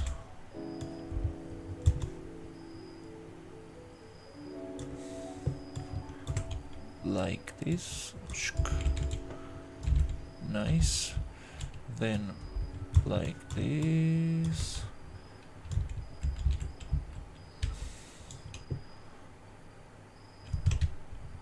Oh.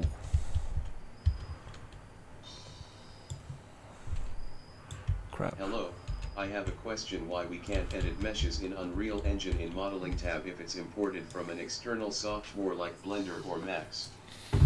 Yes, you can.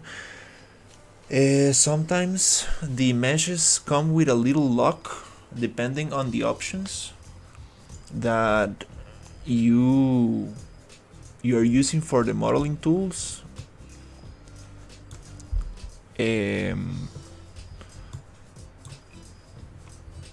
I need to show you. Let me show you. So, for example, in the modeling tools, you have a couple of options. So here there's a little cogwheel. You go there and there is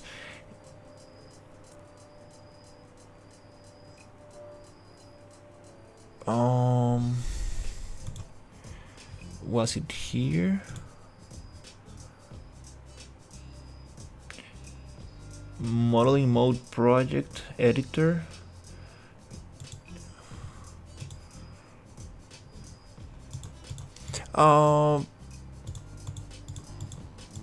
I think I'm a little sleepy to remember where this was, but there's a very good Unreal Engine festival modeling video, and it shows how to unlock some meshes come locked when you import them, and you need to just unlock them. Mesh element selection. Damn, I was playing with this the other day. But yeah, they explained that like at the beginning of the video, because definitely it's something to take in mind.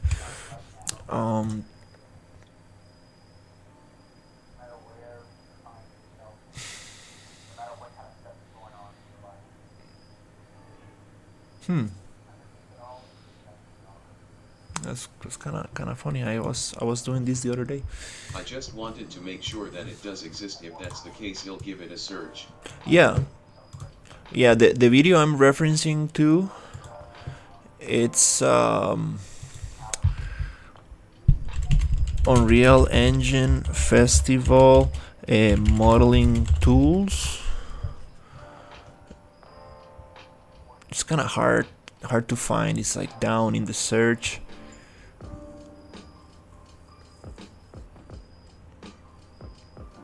I have it linked on my Discord.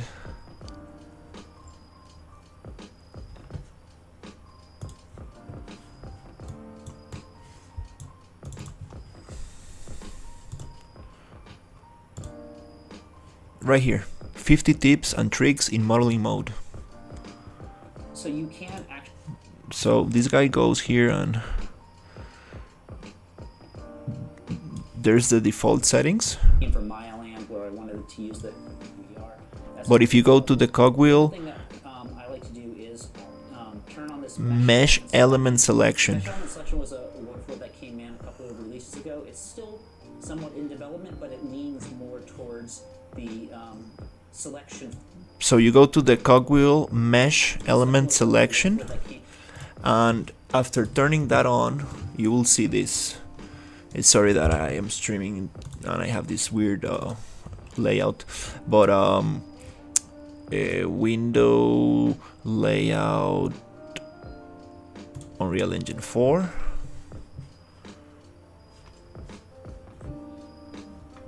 Don't tell me that I crashed my oh my god, are you serious? Did I crash my engine? Anyways, here you turn that thing. It's still somewhat in development, but it leans more towards the selection first workflow that people might be familiar with, and so we'll play with that quite a bit here and there. And then the other thing is I tend to change my new mesh settings to dynamic mesh as opposed to static mesh. Okay.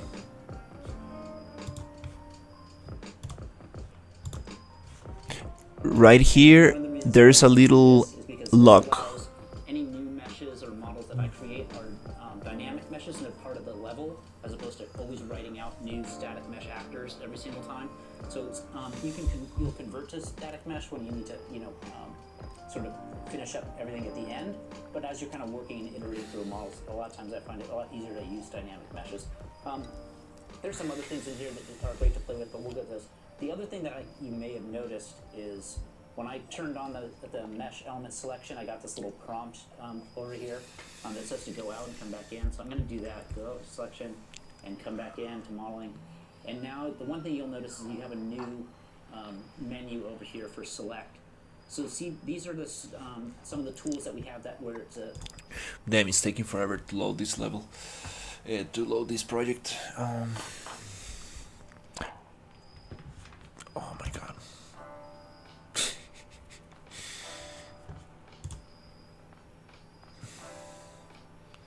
But yeah, the video is called 50 Tips and Tricks in Modeling Mode.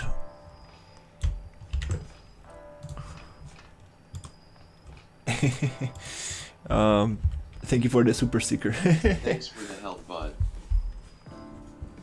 50 tips and tricks in modeling mode Unreal Fest 2024.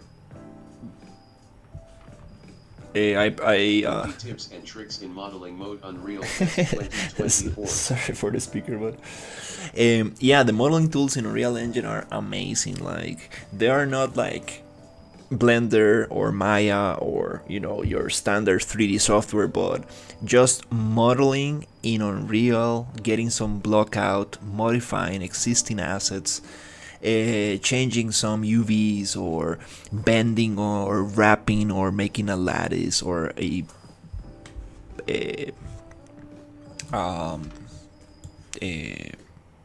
bevel or stuff like that. It's just amazing.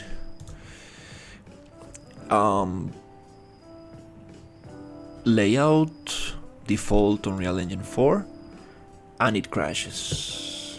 No, okay, cool, don't crash please. There you go.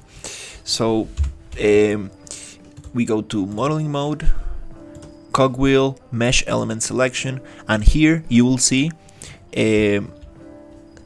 I don't really have any mesh that is locked, but there should be a little lock right there, right here, and you will be able to unlock your things. Super cool. So there's two types of modeling mode kind of tools. You have your mesh element selection, which is more like what you were expecting Blender and Maya, and you have the Unreal modeling mode, which are very similar, but both have some tools that are not in the other mode. So it's kind of strange how they set it up. I think they're working on it to make it both have the same ones. For example, the extrude works a little different. There's some couple of differences, but it's super cool. Like, modeling tools are pretty awesome. So let's see if I have 1 hour left. Let's see if we can do something cool here. Yay!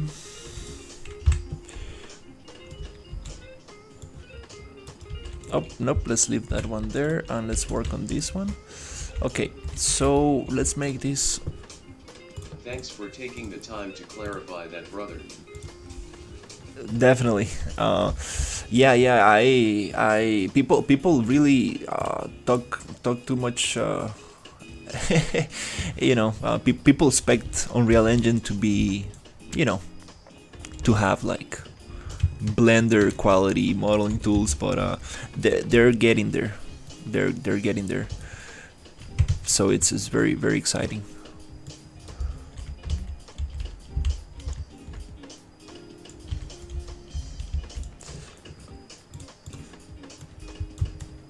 Okay, I want to align this thing here, and I want to align this other one here, right there. And then is this, nope, it's not parallel. The issue is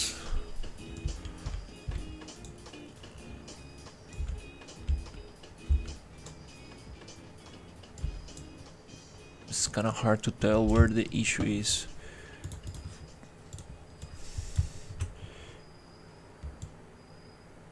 Okay, I think it's like that.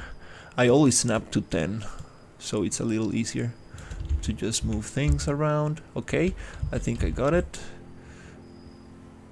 Then this one, kind of like eyeballing this, and maybe this one could go here. No, it needs to be like that. Okay, let's just see how it looks. There's water there, so you cannot really tell that thing. Yeah, looks kind of nice. Now let's get some bevels. Since I'm working with an instance, I can just make a copy, move it to another place, work on it, and then it will just get replaced everywhere else. Let's go to modeling, UVs, project UVs, box, proportional reset, 500, reset,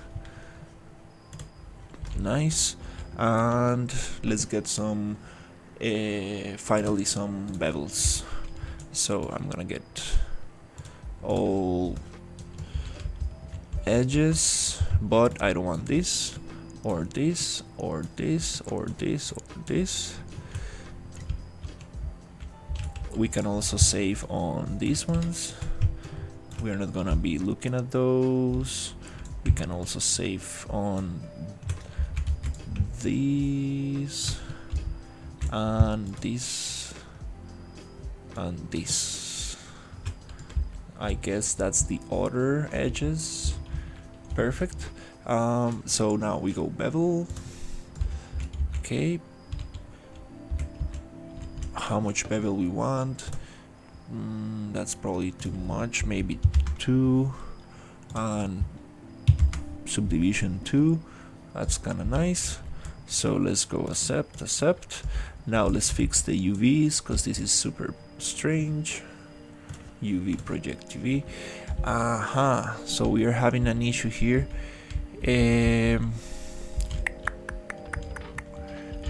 So that is because I had a bevel before. Yeah, definitely not the best showcase of modeling tools in Unreal.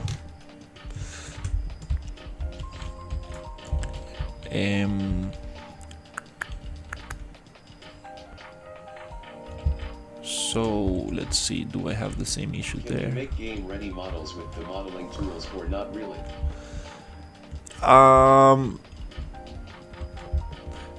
You can make very cool stuff. It just really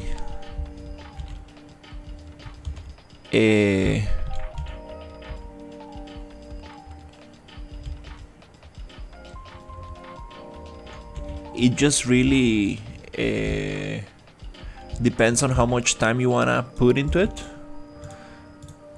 But definitely using Blender or another software will be probably a better option. What is good about the modeling tools is it's like, for example, blocking out things.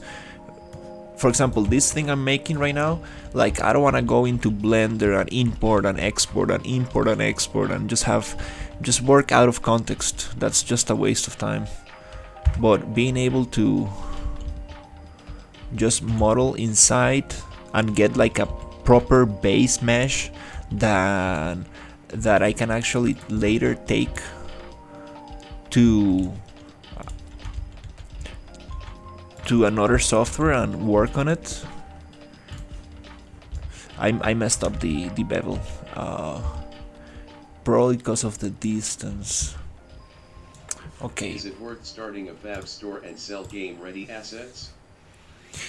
Absolutely yes. I'm actually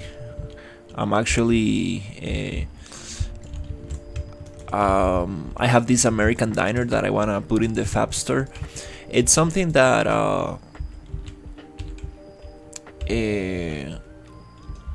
requires a lot of effort. We'll be able to have polygon projection, so a building that has like 100,000 will only have like 200 polygons. Wait until we get into that realm. There's some very good tools for reducing polygons in Unreal. There's some very good stuff. There's the auto LOD tool. There's the decimation tool, a reduce tool, I think it's called. There's a lot of good stuff. Very cool.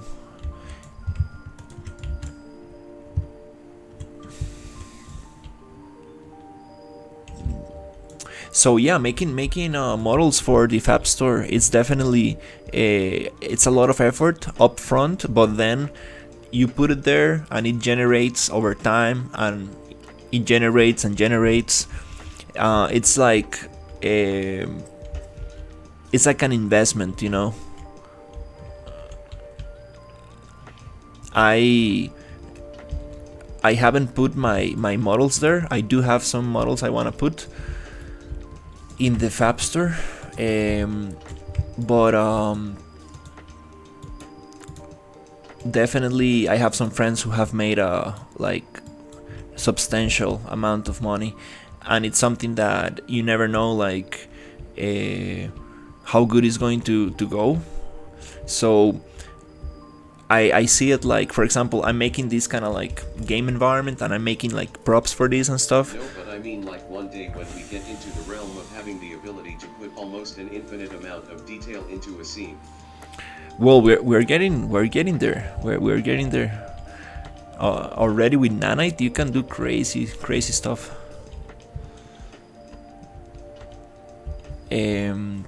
So yeah, it's totally worth it. The advice that I was going to give you is, for example, if you're making a game, you're working on your own project, you're creating your own original assets, don't be shy, just put them in the store, you know, because you are using them for your main purpose, you're using them for your own project, and then you want to repurpose them and put them in the store. So that way you hit two birds with the same stone. It's not like I'm gonna spend like all my time just doing assets for the store. No, I'm gonna do my own projects, and with the assets I'm building, I can put them in the store for other people to use, so somebody else might find them useful. So that way it's a way better kind of like, you know, it's a better way to think about it, because if you're gonna like just work directly for the store, it's gonna be a little bit more tough, you know, because you will put a lot of effort and then you will expect return for those assets, and it's a long game, you know. They might sell very good in 1 month, maybe the other month not so much, and stuff like that. So that's my advice. But absolutely, like if you have models laying around, try to give them a cleanup and polish, and just put them in the Fab Store. There's nothing to lose. Obviously, you want your models to have like some kind of standard of quality, so your storefront kind of like gets a good reputation, because people will comment and rate them. So you need to make sure that they are up to the quality that you expect from assets. And also the price, try not to go too expensive and not to go too cheap. Kind of like find out where's a good spot. so people, if people buy them, like if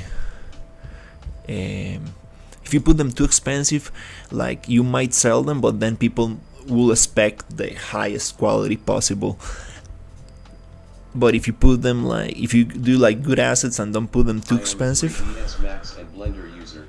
My plan is to start creating game-ready assets as business and passive income. My question is, when creating these models, is there a specific way to respect in modeling? Yes, modeling for games is it's different than modeling for cinematics, let's say. I have a very good example somewhere here. I always pull this one. This is called tri-fanning. This is the foundation of game modeling.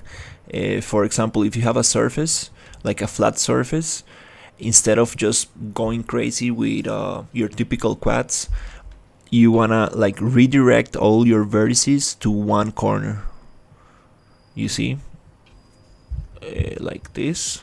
So you are saving a lot of topology here, because this shape, this flat plane, it doesn't have a change in form. It's just flat, so you can save topology in there, save trees in there. So yeah, it's interesting. Like not easy to make optimized props, and that's what people will complain about. You can make beautiful things, but at the end of the day, people will be like, dude, this is too heavy, dude. Like this has a lot of polygons, a lot of trees for my game. I'm not able to use it. But every day we are getting more and more, let's say, less restrictions on that. So it's kind of nice. It's a good time to get into game art. That's what I am talking about. So basically game assets are not that level of hard surface modeling with high poly count. It should be optimized and appealing to see. Yeah, that's the hard part of game assets. They need to look beautiful. They need to work nice under any lighting situation. You need to put them under the burning sun, and you need to put them in very dark rooms, and they need to, like, the materials, the textures, everything needs to like look nice. You don't want your you don't want your props to have 15 materials. You want your props to have one material, so you need to combine your different materials into one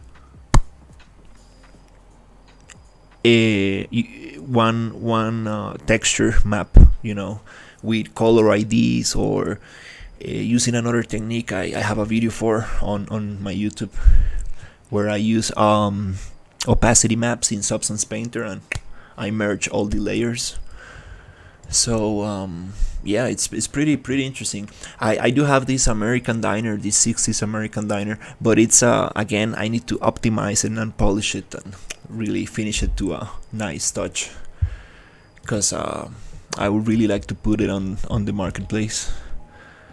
I started that project a while ago. It's just that I got into other projects and never never got to finish it. But it's let's say like maybe 80% done. And I was like, dude, this is it. I'm gonna put it in the marketplace. And then got into other projects, but it's coming. Is there ever a time when it's acceptable to have more than one material on a model?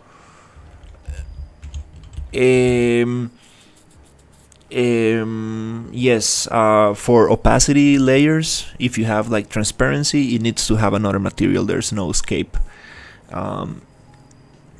If you have emissive materials, no, I'm lying. Like, you can have opacity and emissive combined into the same one. You usually do different materials when it's a skin for characters. And it really depends. Like, there's not like a strict logic behind it. There's not actually like a strict logic. It really depends on texel density, on how much resolution you want to give to each part of the texture. So there's a lot. It's more complicated than it seems. It's let's say not complicated, but it's more specific to your needs on how you want to break your asset back. Because if you're making like environments, you want to do modular stuff. You want to reuse as many pieces as you can, meaning that you want to reuse geometry, you want to reuse textures. That's why there's trim sheets, so you can save on texture space. And there's a lot of little tricks like that to optimize and save space.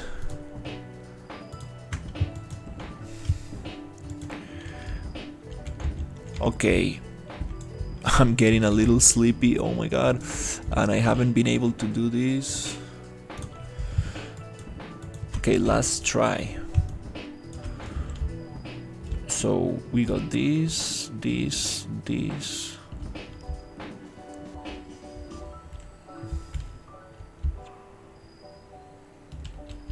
Okay, let's try again, bevel.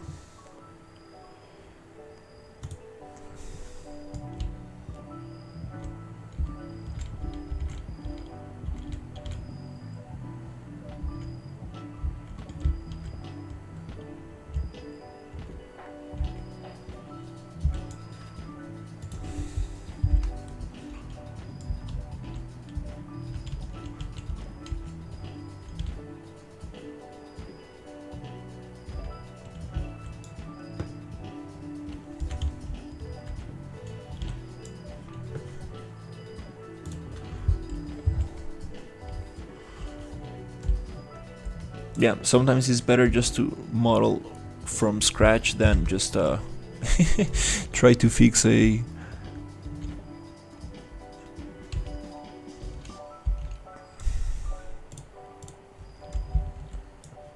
Okay.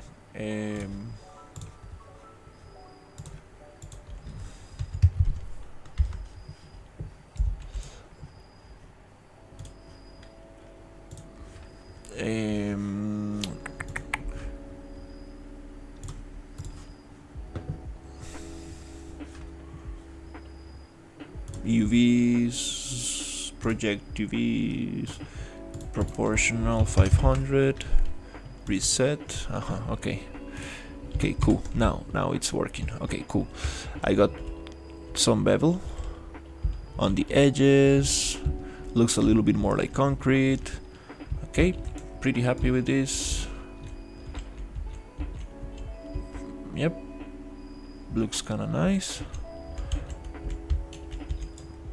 I would like the bevel to end right there, so it actually feels like it's another piece of concrete, but not gonna get into those little details right now.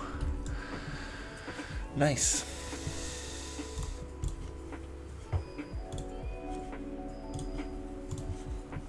Then I wanna get a bunch of cables and like tubes and stuff around. That'll be very cool.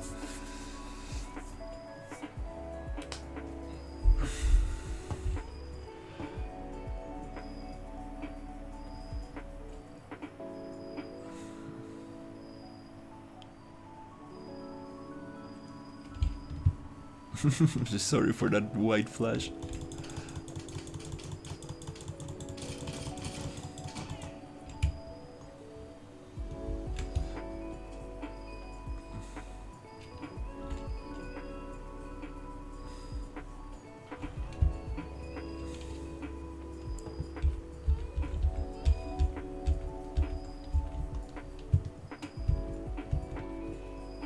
Okay, nice.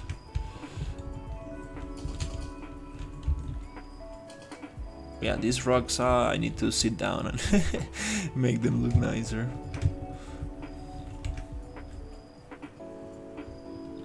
Looks clean.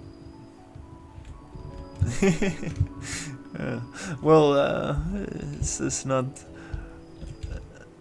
the best. Right now, I'm on the process of just kind of like blocking out this area, and then I will polish it. I made this house today. It looks kind of funny. Whoop. Can I go through the window?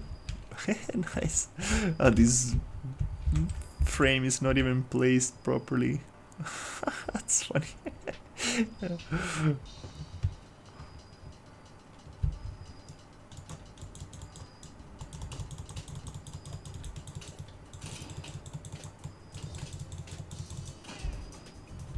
they they explode. Okay, nice. We don't need this one. This building is looking pretty nice. Yo, you got your first super chat, way to go. Nice. I appreciate it.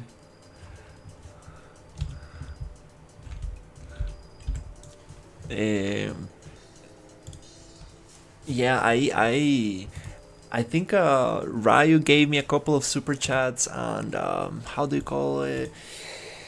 Oh, I forgot this other guy from Australia. It's just that I'm changing my hours of streaming, so probably my usual audience is not able to tune in, but you know, if I keep streaming at this time, I will pick up a new audience for this time. It's kind of funny. Every time you change schedule, it's like you need to kind of like pick up a new audience, which is kind of nice. I remember some days when I was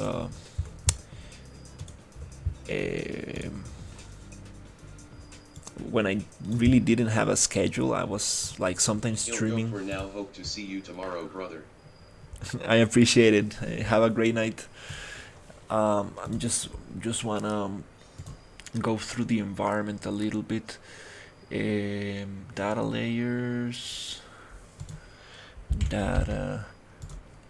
layers, outliner, and let's turn everything on. Oof, the desert town is heavy. There's where the diner is.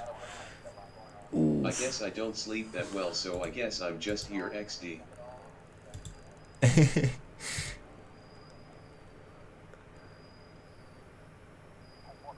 I appreciate it.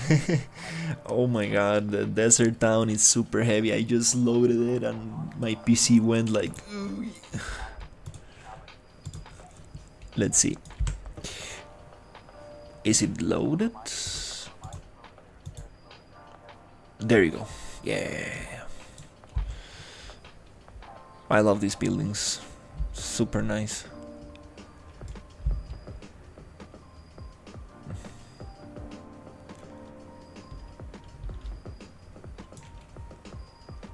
Super cool stuff. The diner.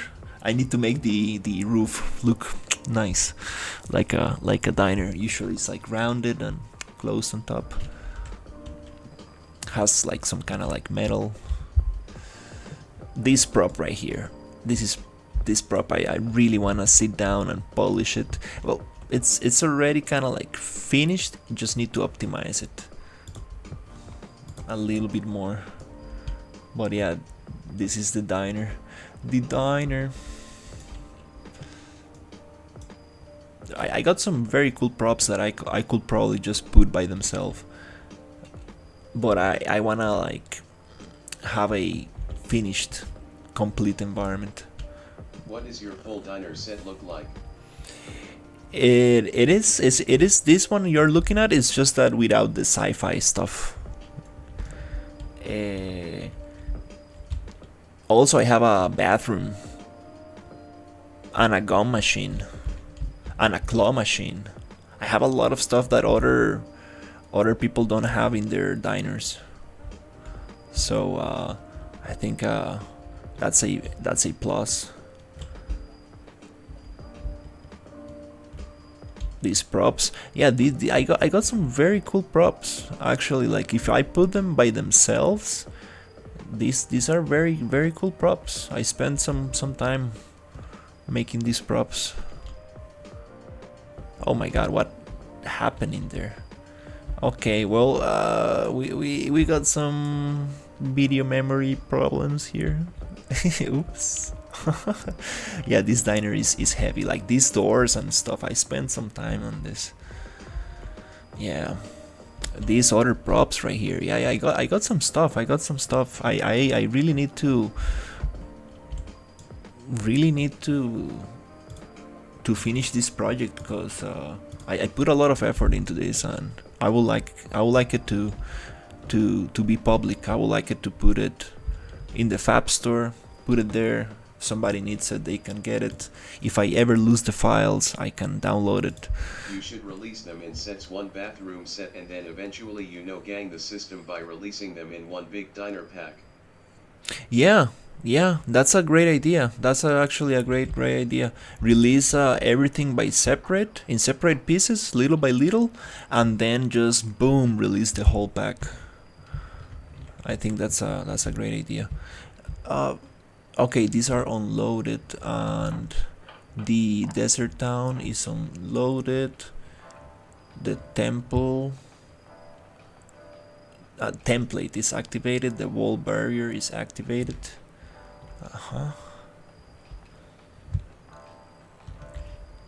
Yeah, these are very heavy things. Capitalism is beautiful.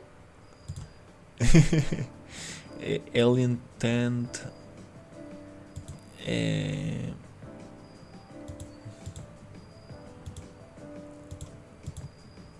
Okay, they're unloaded.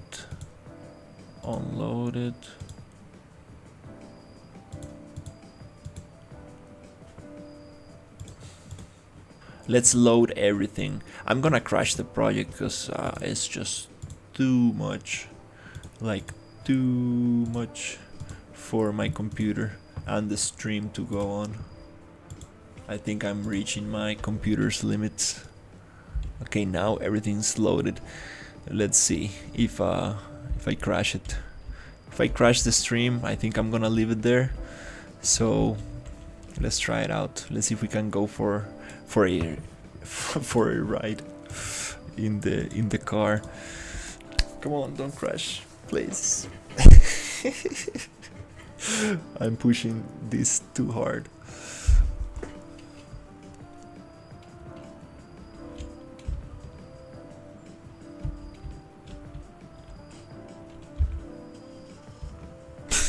That was a little buggy. This AI. I changed the landscape floor, so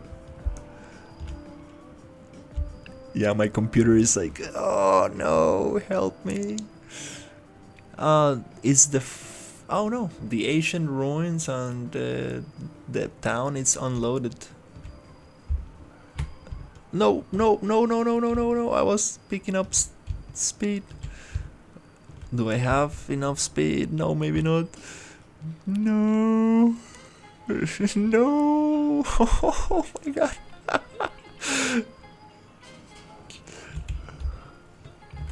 The underwater car.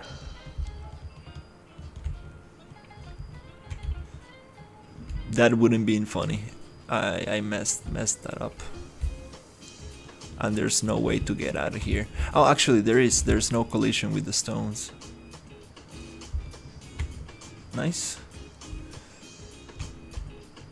Let's see if we can make that jump. If we can get out of here. It's funny because the car has health and gasoline.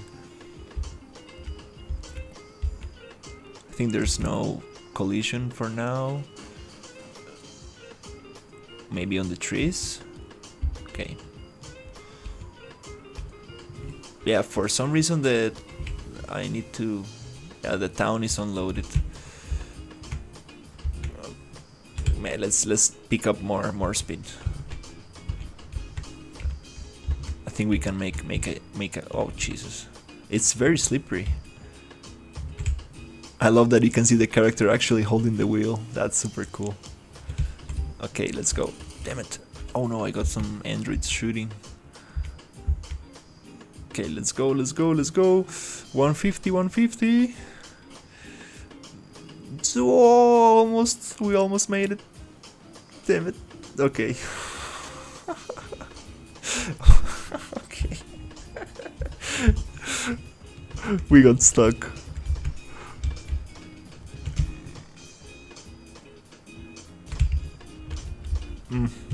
We got stuck. Nice. Okay, we got some progress today. Nice. Yeah, definitely with the rocks looking way better. With this little thing looking way better. The need to get those cables. Is initially loaded. Oh, it needs to say activated. There you go. It needs to go into activated. Activated.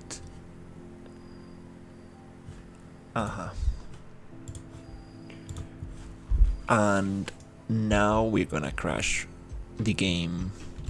This town looks so nice. You see, this is what I think the problem was with the blockout for Imperium. I was constrained to a very small island and landscape, and I wanted to give the illusion of a lot of buildings, but I couldn't make that happen. So I made the buildings very small. Anyways, good night, dude. I gotta go. Great night. Take some rest. I appreciate you hanging out. So, because of not having enough landscape space, I made the buildings very small. But I think it works. It works very nice for this environment.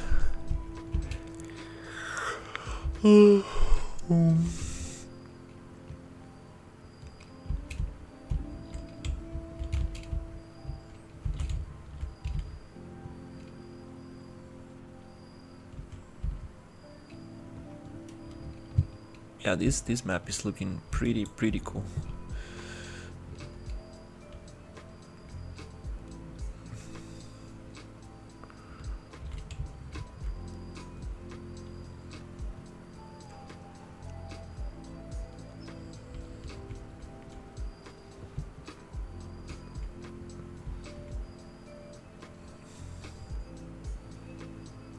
Wow, these props are super nice. The effect on the glass and everything. These are laundry machines. We got a market but no vendors. Definitely need to add. 90s PCs and monitors and stuff. That's crazy.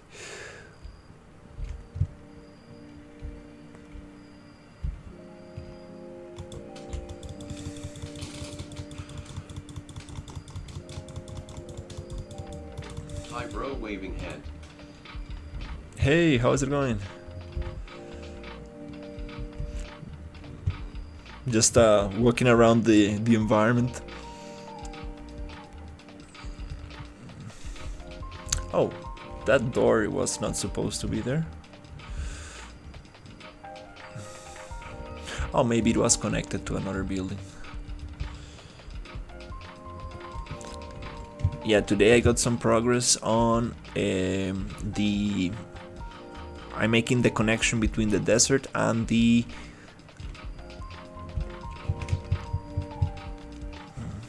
swamp environment. So I loaded the whole map. I don't know how it's my computer taking this.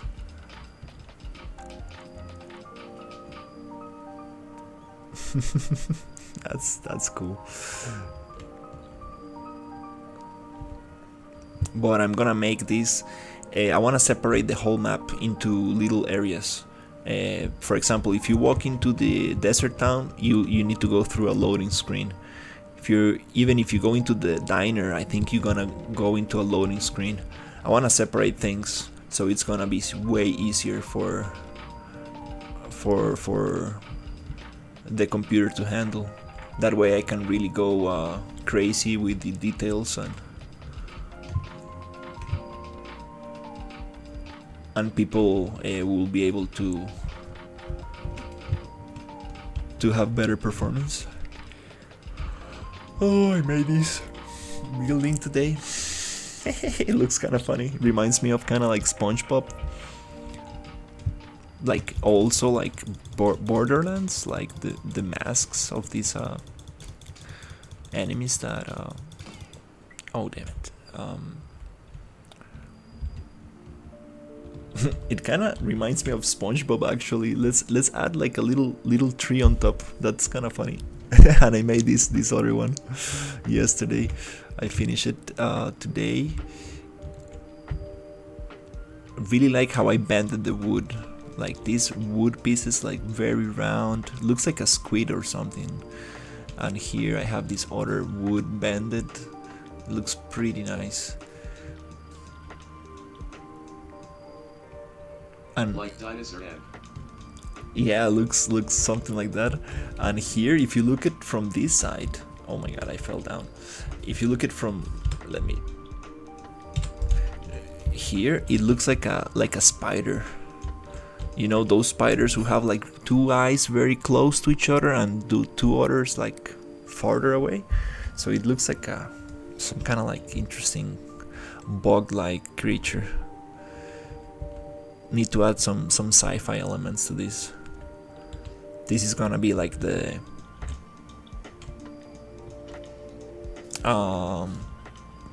you know, kind of like the, what's the word, the elder from the town or something.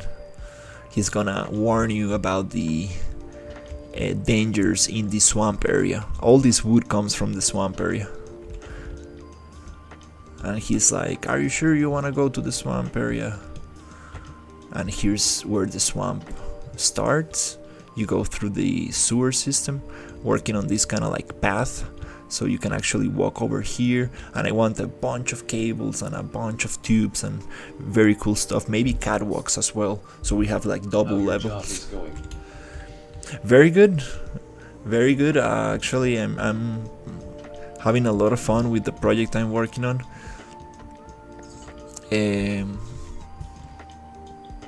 Trying to push the streams a little bit, because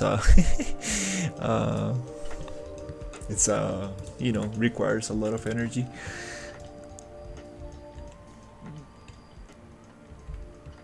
But I'm trying to push it. And from here you go into that tubing, into another section, and then you come out here, and here the swamp area starts.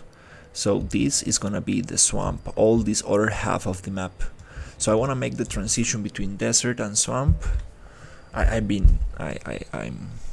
probably said this like 1,000 times before on the stream, but yeah, little by little getting there.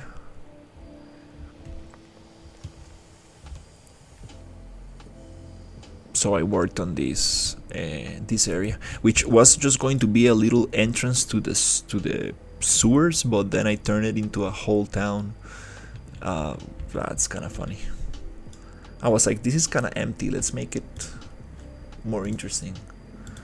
So there's a lot of areas here. Here I want an industrial area, like an oil facility or something like that. I got some very cool props for that. I can add them around here. This is gonna be like an oil facility kind of thing. Here I want this like ancient kind of like now this map going to look good. Appreciate it. Yeah, and this is gonna be like an archaeology site, something like that.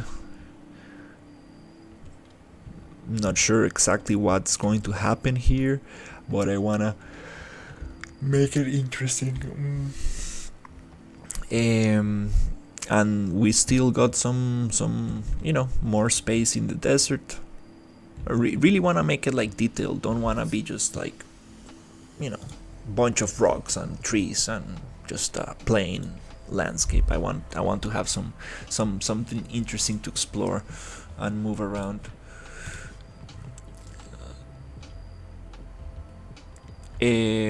So yeah, I think I'm going to go rest. But before that, let's make this into a pineapple, because it looks like a pineapple, and I think it's gonna be super fun if we just come here and choose a little prop that I have that is just gonna make this look amazing. It's super funny that I'm thinking about this, and I think this is the one I have in mind. Let's paint it here. Static mesh right here. Okay bro, get a nap sleeping face. Yeah, I'm going to bed. Let me just place this thing here. Look at this, it is super cool. Oh my god. I like this one, but maybe we can change it and maybe have something different. I was thinking of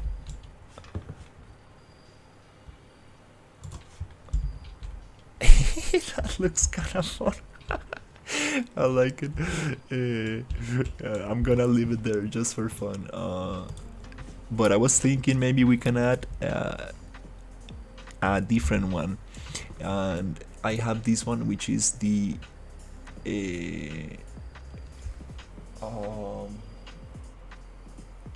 Sci-fi pineapple. sci-fi pineapple. There you go. Paint right here. Single little pin. There you go. This is perfect. This is the one I like. It looks amazing. Oh my god, dude, that's so fun. Like, look at this, dude. Like, I haven't seen these buildings anywhere else. I'm proud of this. This looks super cool. Oh my god, I'm that's what I like. I'm having a lot of fun. Now I just don't want to stop. Bling. Dude, this is nice. Like, that's funny. This one, I'm not sure about that one. Let's change it. Bling. It's actually looking good, thumbs up. I appreciate it. Brilliant. This reminded me of SpongeBob, so I was like, you know what? Let's add this. I used to watch a lot of SpongeBob when I was a kid.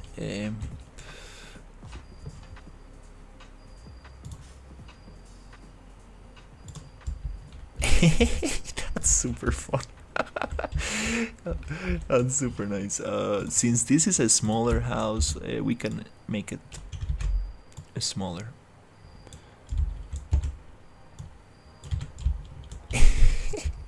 Oh my god, this is amazing. Like,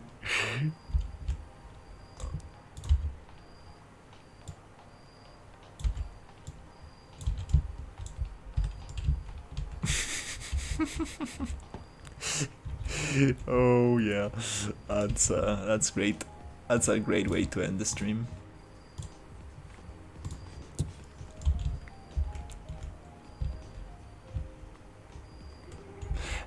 That's this is kind of I was nice. thinking more Pikachu looking than SpongeBob. Pikachu looking than SpongeBob. Let's see. Unloaded.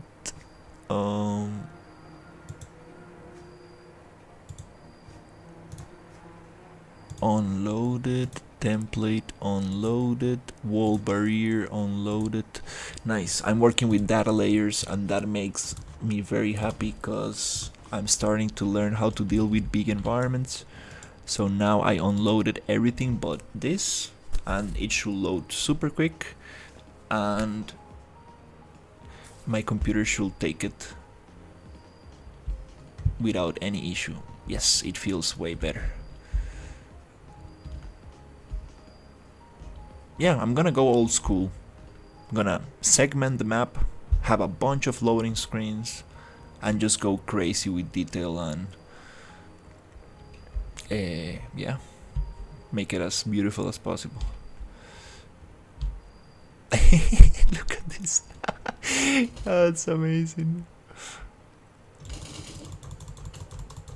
It runs smooth, like even though I'm like streaming and everything, like it feels great. Let's see, we're getting 45 frame per second, not 60, but at least 45.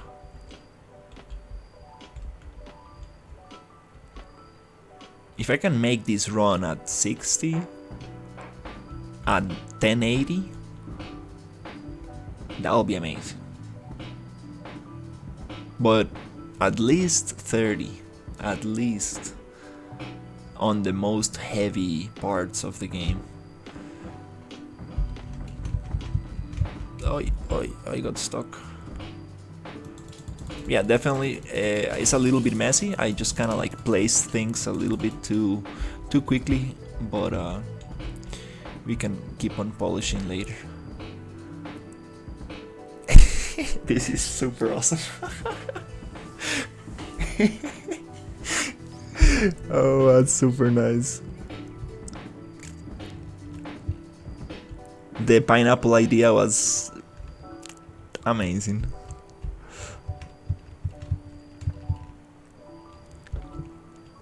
And it's kinda interesting because it's not a pineapple. The pineapple leaves are a little bit different. They're spikier and longer up towards. It's like a pineapple palm tree kind of thing. Yeah, these rocks need some serious patience here.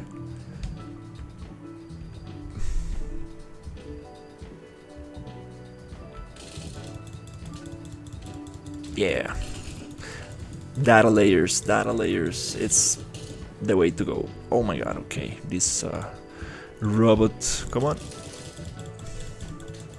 hits too hard.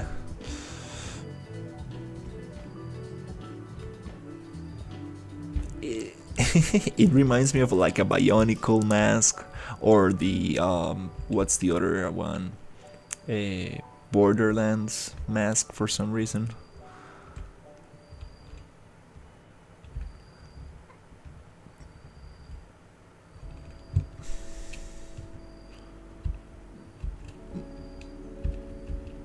That's that thrust VFX on the back. That's super fun. It's like, what the hell? It's good that I didn't put the hole on top.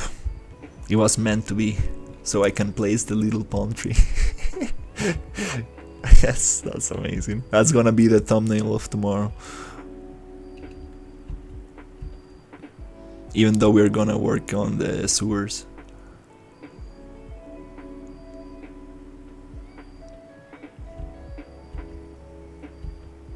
Oh no, we don't have collisions on the rocks. It's funny, like this looks like docks and there's nothing to fish here. Maybe we can have some kind of fish. Some kind of like mutant fish. Yeah, these rocks, these cliffs, well, they need some care. A lot of care. But the idea is there.